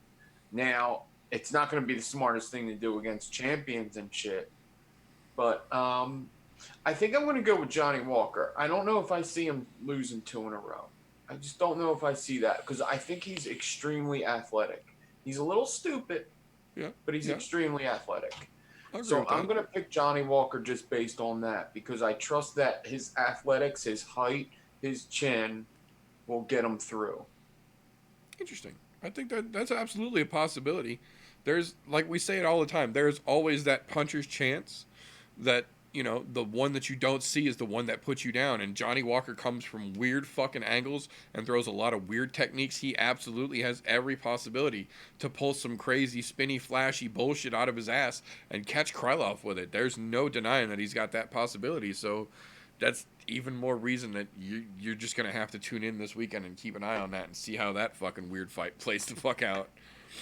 Krylov has never won by decision. I just wanted to put that in there. Yeah. This is true. It's even more reason for him not to let it get there. But that will bring us to the people's co-main event, as it were. The co-main event Eve fight, as it may be. The next to last fight on the card. The debut at 155 pounds of one Renato Moicano versus Damir Hadzovic. This, again, is interesting of a fight as I think this is. And I do think that this is absolutely going to be an interesting fight, because we've seen Moicano absolutely be a staple in the 145-pound division and be up there with the best of the best we have seen in the 145-pound division at that. So for him to make his move up to 155, where we've seen so many of the 145-pound greats make their way up to, it's going to be interesting to see if this late into his career, if he still gets all the benefits of the other fighters that we have seen make that move from 45 up to 55. The Conor McGregors, the Alvarezes, the Poiriers, the Holloways, the Nurmagomedovs, all these other fighters that we have seen be dominant in 45, the Aldos. I still, despite what a lot of people say, I fucking draw my line in the sand.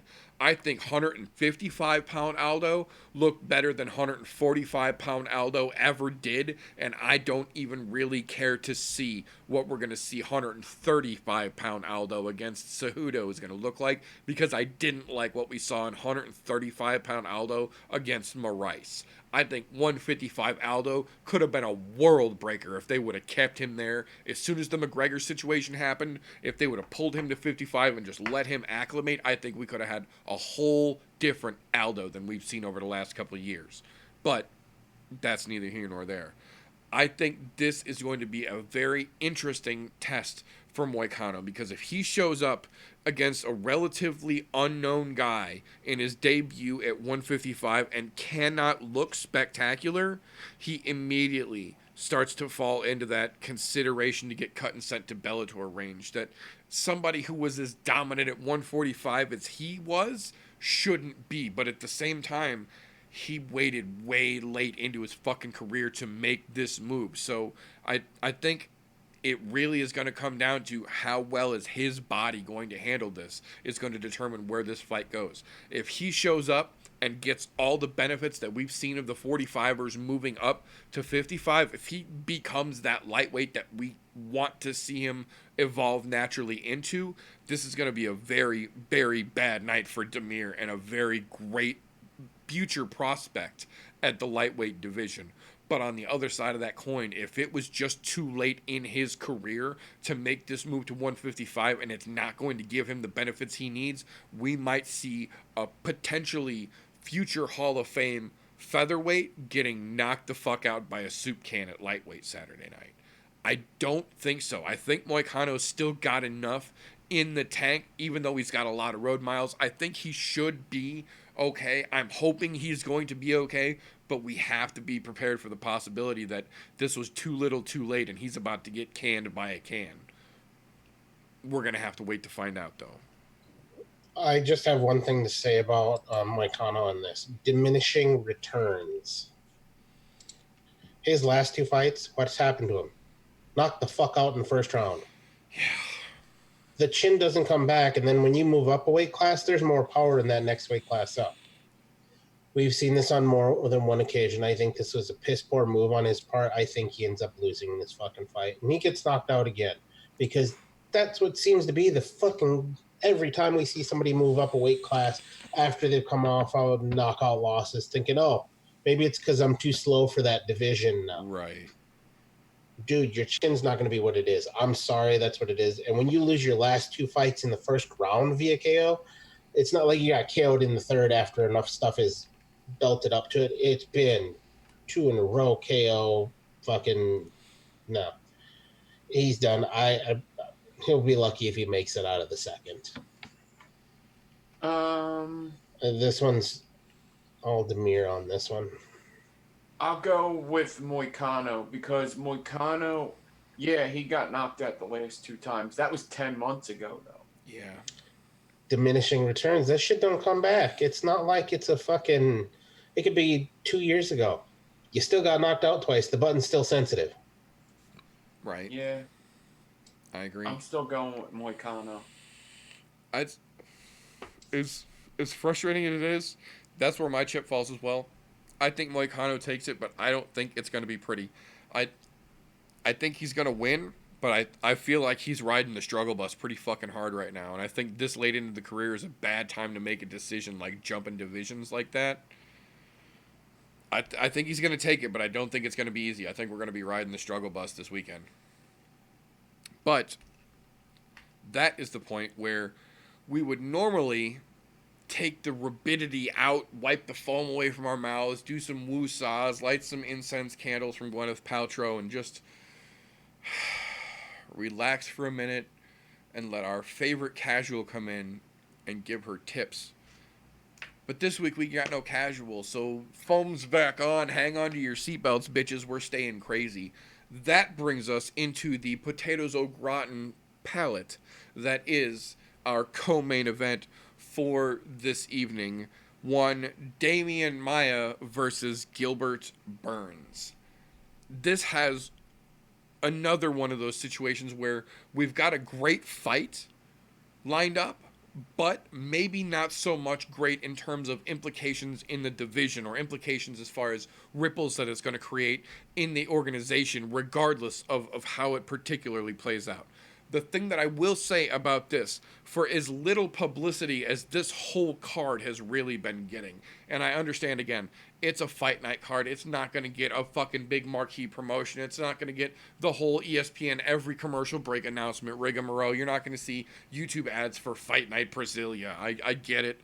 But at the same time, there are some fights on this card that are going to be very interesting. This being one of those fights, and this one more so than most fights on this card, I feel, has gotten just a little bit of publicity because of the fact that despite Damian Maia being a world recognized legend in Brazilian Jiu Jitsu and to a lesser degree MMA, mostly because of his Jiu Jitsu incorporation, Gilbert Burns has said that despite respecting Damian Maia coming into this fight, he plans to either knock out or submit Damian Maia. Said he would rather submit Damian Maia in Brazil.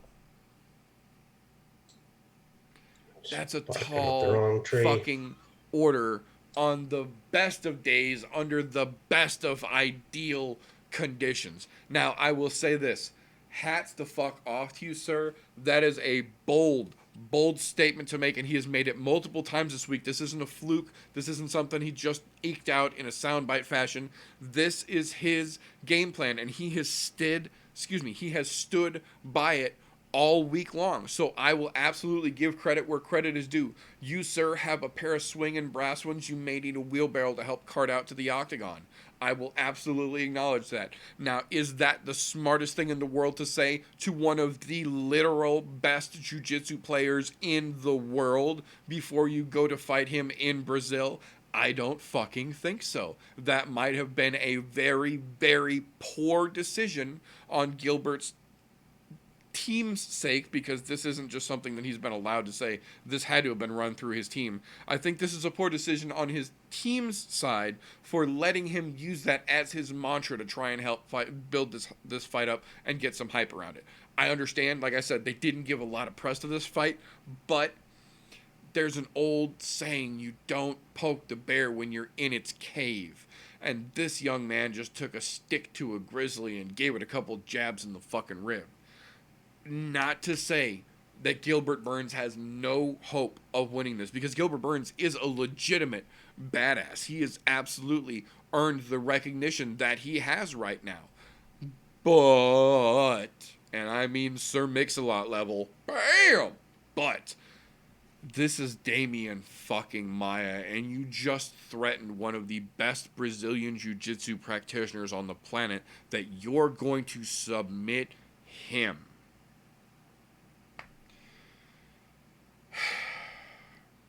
I like Gilbert Burns. I really do.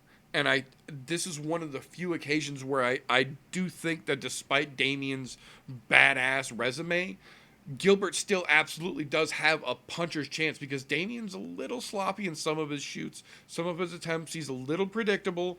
There is absolutely openings throughout that Gilbert could get a hell of a shot in and KO him. But if he absolutely decides that he wants to grapple and try and play that jiu-jitsu game with Damian Maia because he thinks he can get that submission, I think it's going to be a long, very hard night for Gilbert Burns. And I will say this, as much as it pains me to think about it, if he can get that shot in on a predictable opening against Maia, Gilbert Burns absolutely can knock Damian Maia out Saturday night.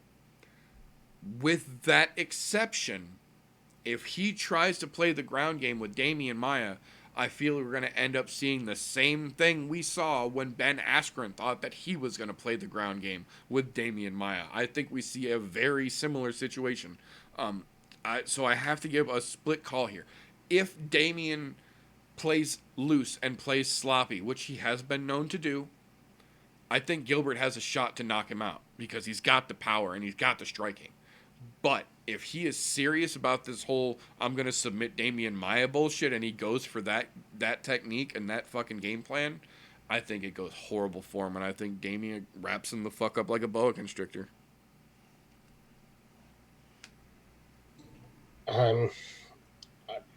Gilbert Burns, I think in this case, has let his alligator mouth overload his canary ass when it comes to grappling. He's talking a game, and there's levels to jiu-jitsu. There are big levels, especially when it comes to someone who is the nature of Damian Maia. What he is saying is, not making any fucking sense because obviously he's not been around long enough or he hasn't been paying attention to enough tape to think that he's going to submit Damian Maya. Just not going to fucking happen. But in this case, Gil Burns does have all the puncher's chance in the world. Damian Maya could get caught because he does fight sloppy. In fact,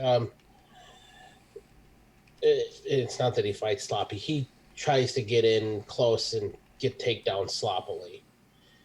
He's almost as bad at it as Ben Askren. However, he's not quite as predictable with it, which is the only thing that saves him because he can't punch to save his fucking life. Right. He uses them to set up takedowns, and by punch, I mean just kind of sling it out there and wherever the fuck it falls, it goes.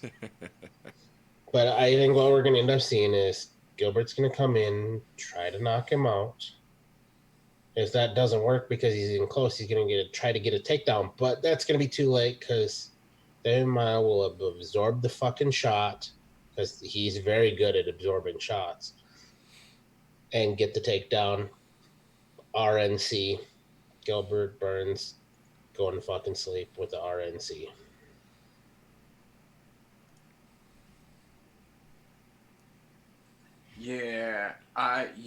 I'm not playing no jiu-jitsu with Damian Maya at all. I would just say, you know what, fuck. You got to be smart enough to be like, nah, I'm going to try my best not to do that, and I'm just going to try to stand up the whole entire time, and as soon as he comes near me, I'm fucking moving. And, I mean, Damian Maya's got a chin, too, man. Fuck, yes, he does. His striking isn't the best, but it's good enough. It's good enough. So, yeah, I got to go with Damian Maya because he has shown like no signs of like any kind of old guy stuff. The jiu-jitsu is just so good enough.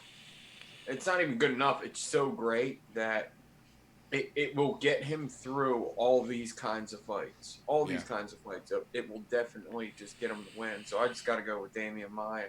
He's just so good at. He's such a. He will actually take people down. Like there's so many jiu-jitsu guys. It's like I'm so good at jiu-jitsu. If you take me down, you're fucked. No, he's going for that. He's going for I'm going to take you into my fucking game, and that's just what he's good at. He's good at the takedowns and then getting on your back. So, yeah, I got to go with Damian Maya. I agree. I think it's going to be a bad night for Burns. Because, I mean, we kind of know he's going in there headhunting against Damian Maya. And his fallback plan, is to try and go to the ground with literally, no exaggeration, one of the best jiu-jitsu practitioners on the planet, tried and tested. That's a rough game plan on the best of days, man. It's a bold strategy, Cotton. We'll have to see how that plays out for him. But, that being said, that will bring us to the dripping, sizzling T-bone that is our main event of the evening. The meat of the meat and potatoes in the meat and potatoes portion of the meat and potatoes segment of the meat and potatoes part of the show. Get your bibs on, boys and girls, because there is a feast to be had with this one. The new and improved, I say using air quotes for those listening, Kevin Lee, fresh out of Faraz Zahabi's TriStar Toolage, against the man with the most submission wins in UFC history, Charles do Bronx Olivera. This is absolutely a crazy matchup. Now, I say it all the time, and I'm going to say it again because it needs to be mentioned here. Despite how I feel about a fighter, I try and make a point to always give credit where credit is due. I think Kevin Lee is a fucking clown. I think he got gassed up way hard by his own people before he ever got any kind of an opportunity and had it in his head that he is the greatest, just waiting to be realized instead of working to become the greatest like you traditionally see in the world of fighters. And I think we've kind of got that on the other side of the table across from him in Charles Oliveira. He's one of those quiet, humble guys that if you jab him, he'll jab he'll jab back.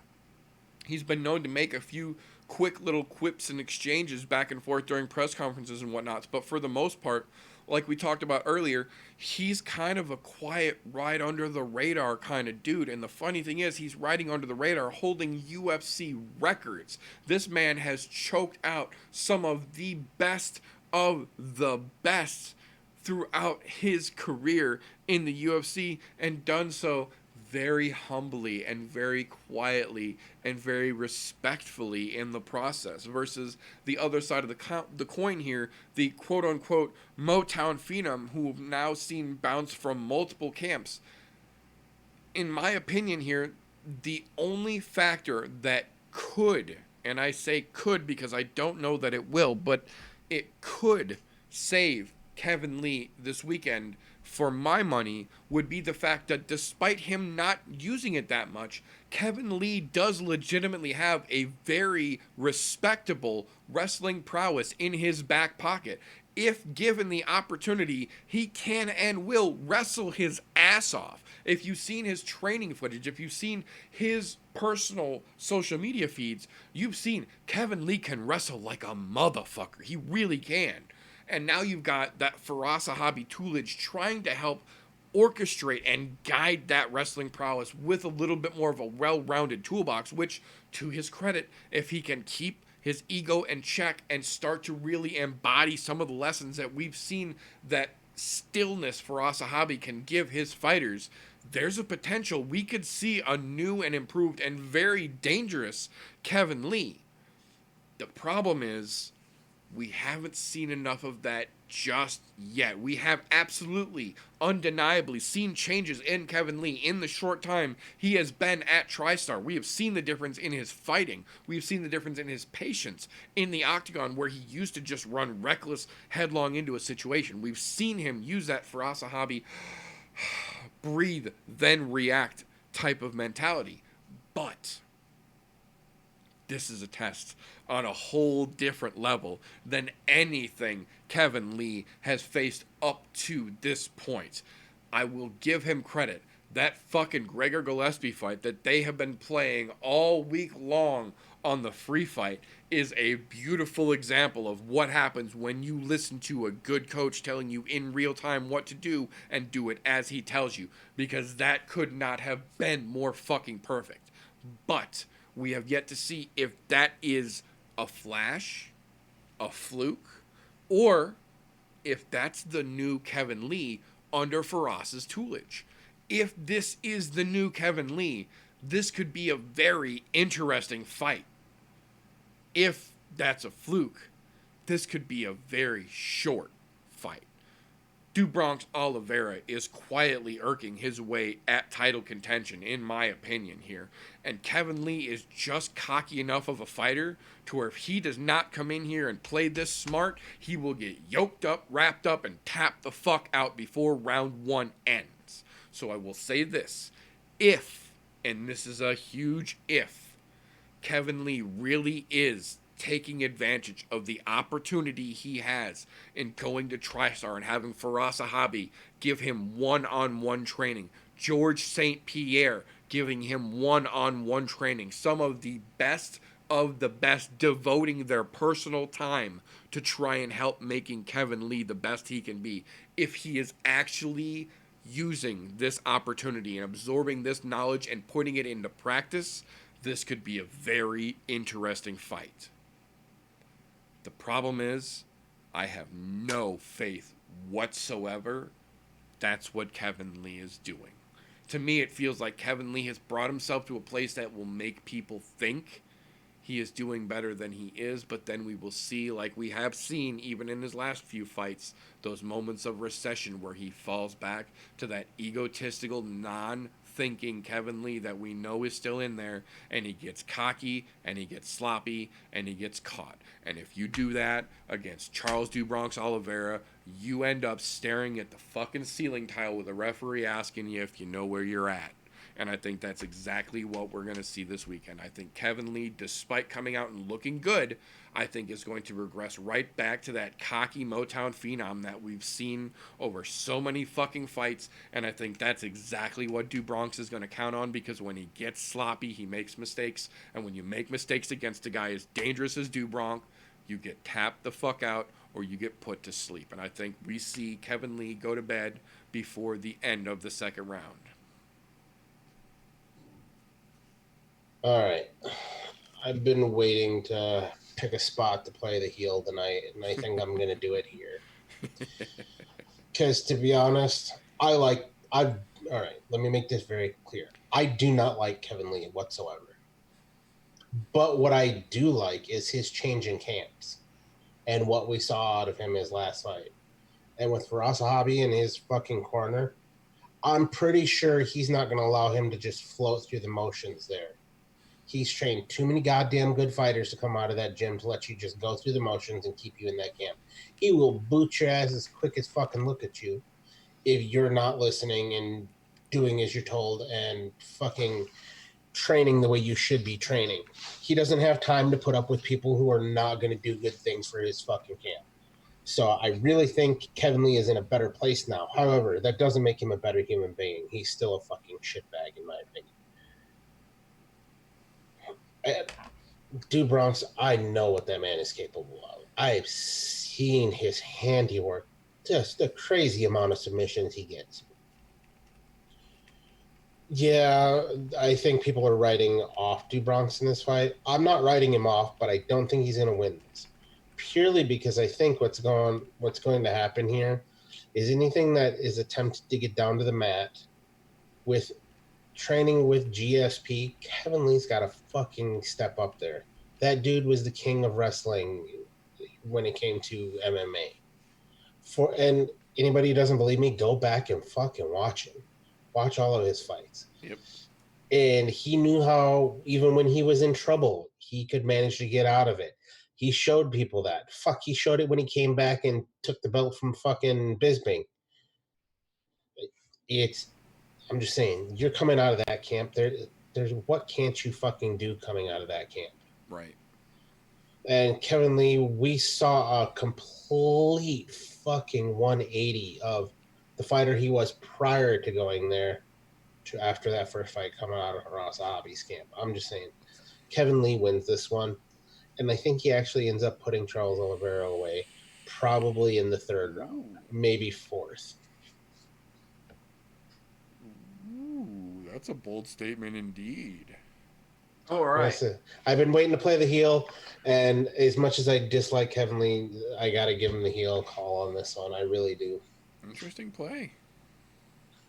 So, this may come to a surprise to people, but I fucking hate Kevin Lee. I think he's the most fucking... You're probably thinking, oh my God, fucking Golf T hates Kevin Lee. Meter hates Kevin Lee. How can you hate Kevin Lee? I think he's the fakest shit. He, like, at least with Mike Perry, he's fucking corny by default. Like, Colby Covington... What do you mean? These two hang out together. Yeah. Colby, I have to mention Mike Perry in every episode. I mean, I was surprised you didn't like him because he's kind of like a white Mike Perry. Yeah. So Colby Covington doubles down. Like, Kevin Lee is just so, it's just so forced. It's just so forced. But I think that he's kind of faking it until he makes it. I do think that he's an extreme athlete. There's a couple times where he's got wobbly against, like, I forget who head kicked him. I think it was Barboza, and he did that chicken leg dance. I think so. He did the funky leg, yeah. But that funky leg thing is actually a good sign, actually, because if somebody else gets head kicked, they may not even be able to do that. So I think Kevin Lee is a very good athlete. I think that he may start to because he was a good fighter before he went over to Varasahabi. Before he went over there, he was a good fighter. He wasn't a great fighter, but maybe with them he will be. And Oliveira's kind of in that middle ground. He's kind of like, I think Kevin Lee just couldn't get past the really good guys, like the Tony Fergusons and the, even the, I guess, the Barbosas and stuff like that. But I do think Kevin Lee's going to win. I think he is a good athlete, and I pick Kevin Lee, but I really don't like him. I think he's a pretty good fighter, a good athlete. Maybe not a good athlete, I don't know, but I think he's good enough to get past somebody like Charles Oliveira. Even though it's a tough fight for him, but I think actually his last fight was tougher. But Interesting. yeah, I just I don't like how he plays. I think he could be a likable guy too. That's what makes me. That's the main thing. Is like I think he can be a likable guy, and he chooses to go the other cocky route about like. I hate it when he says stuff like, "Oh, I see holes in his game." I fucking hate that shit. I hate it when somebody says, "I see holes in his game." I fucking hate that shit. Everybody's got holes in their game, especially you. Don't say that shit. I don't like Right. that. I agree. Just talk about their mom or something. I don't know. I agree. It's absolutely weird. But that is part of the reason why we watch this crazy shit that we watch that is combat sports. And with that being said, that is all we have for this particular episode here. So before we get the hell on out of here and fumigate the place for coronavirus, if at this point somebody still hasn't figured out where the best place for them to catch the bum fights in Fishtown, how would they go about getting a hold of you once this show's over, Nick Devine? And Divine on YouTube, Instagram. And yeah, everybody have a great weekend. Stay safe. I guess wash your hands if you need that reminder. Other than that, thank you, everybody that was in chat that was watching. Thank you for watching, and I'm out. You still got your OBS up, just so you know.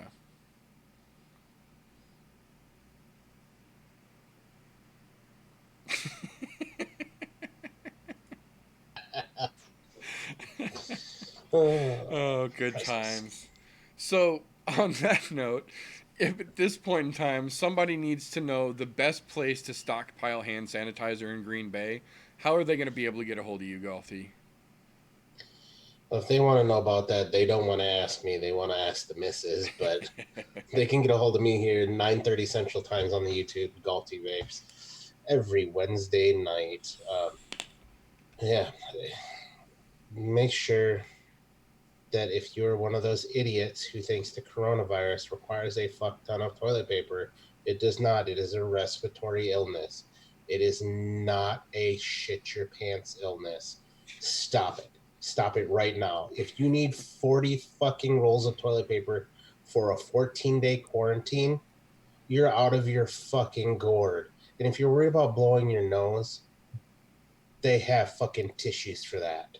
Stop it. Okay, we're good. And I'm really mad that this is fucking up all these events and having shit moved around, and god damn it. But it is what it is. Be safe. Wash your hands. Even though that really doesn't do anything because it is an airborne virus, but wash your hands anyways. At least you're fucking learning right now, because a lot of you motherfuckers weren't.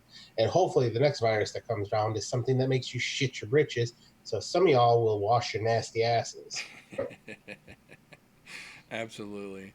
Thank you again for your time, sir. Now, I will say I did see one report that says that the reason that people are going so crazy over toilet paper during this coronavirus scare is because every time one person sneezes, the 50 people around them shit their pants.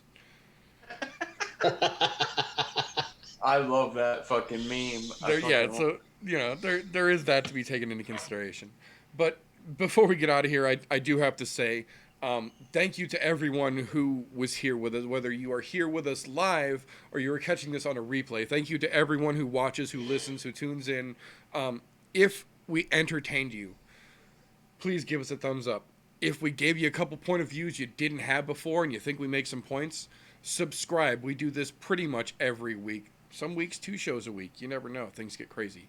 If we brought some things to your attention, if we made you understand something you didn't have knowledge of before, if we maybe just clicked that light bulb above your head for you, share an episode of the show. We're trying to grow this damn thing. On the other side of that coin, if we're just a couple of dumbasses sitting around self-quarantining, not knowing what the fuck we're talking about, give us a thumbs down. We earned it and we won't dispute that. But that being said, that's all we've got for this particular episode. We will catch you folks again this weekend for the What Did I Say show, recapping all this, and then again next weekend, hopefully, if they don't cancel UFC London again, for the I'm No Joe show for next weekend's UFC Fight Night London. But that's it for tonight. So remember, folks, don't let ignorance stop you. You can root for anything, unless at this point you still somehow think Epstein killed himself, in which, please, the only thing I can say at that is just...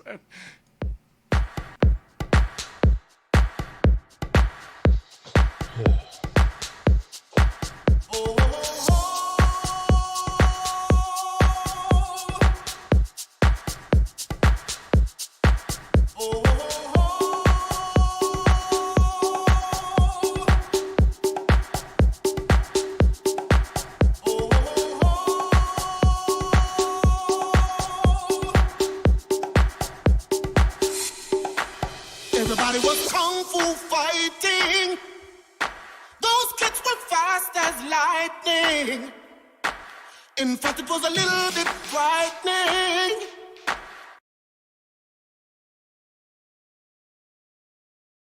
How do I say goodbye?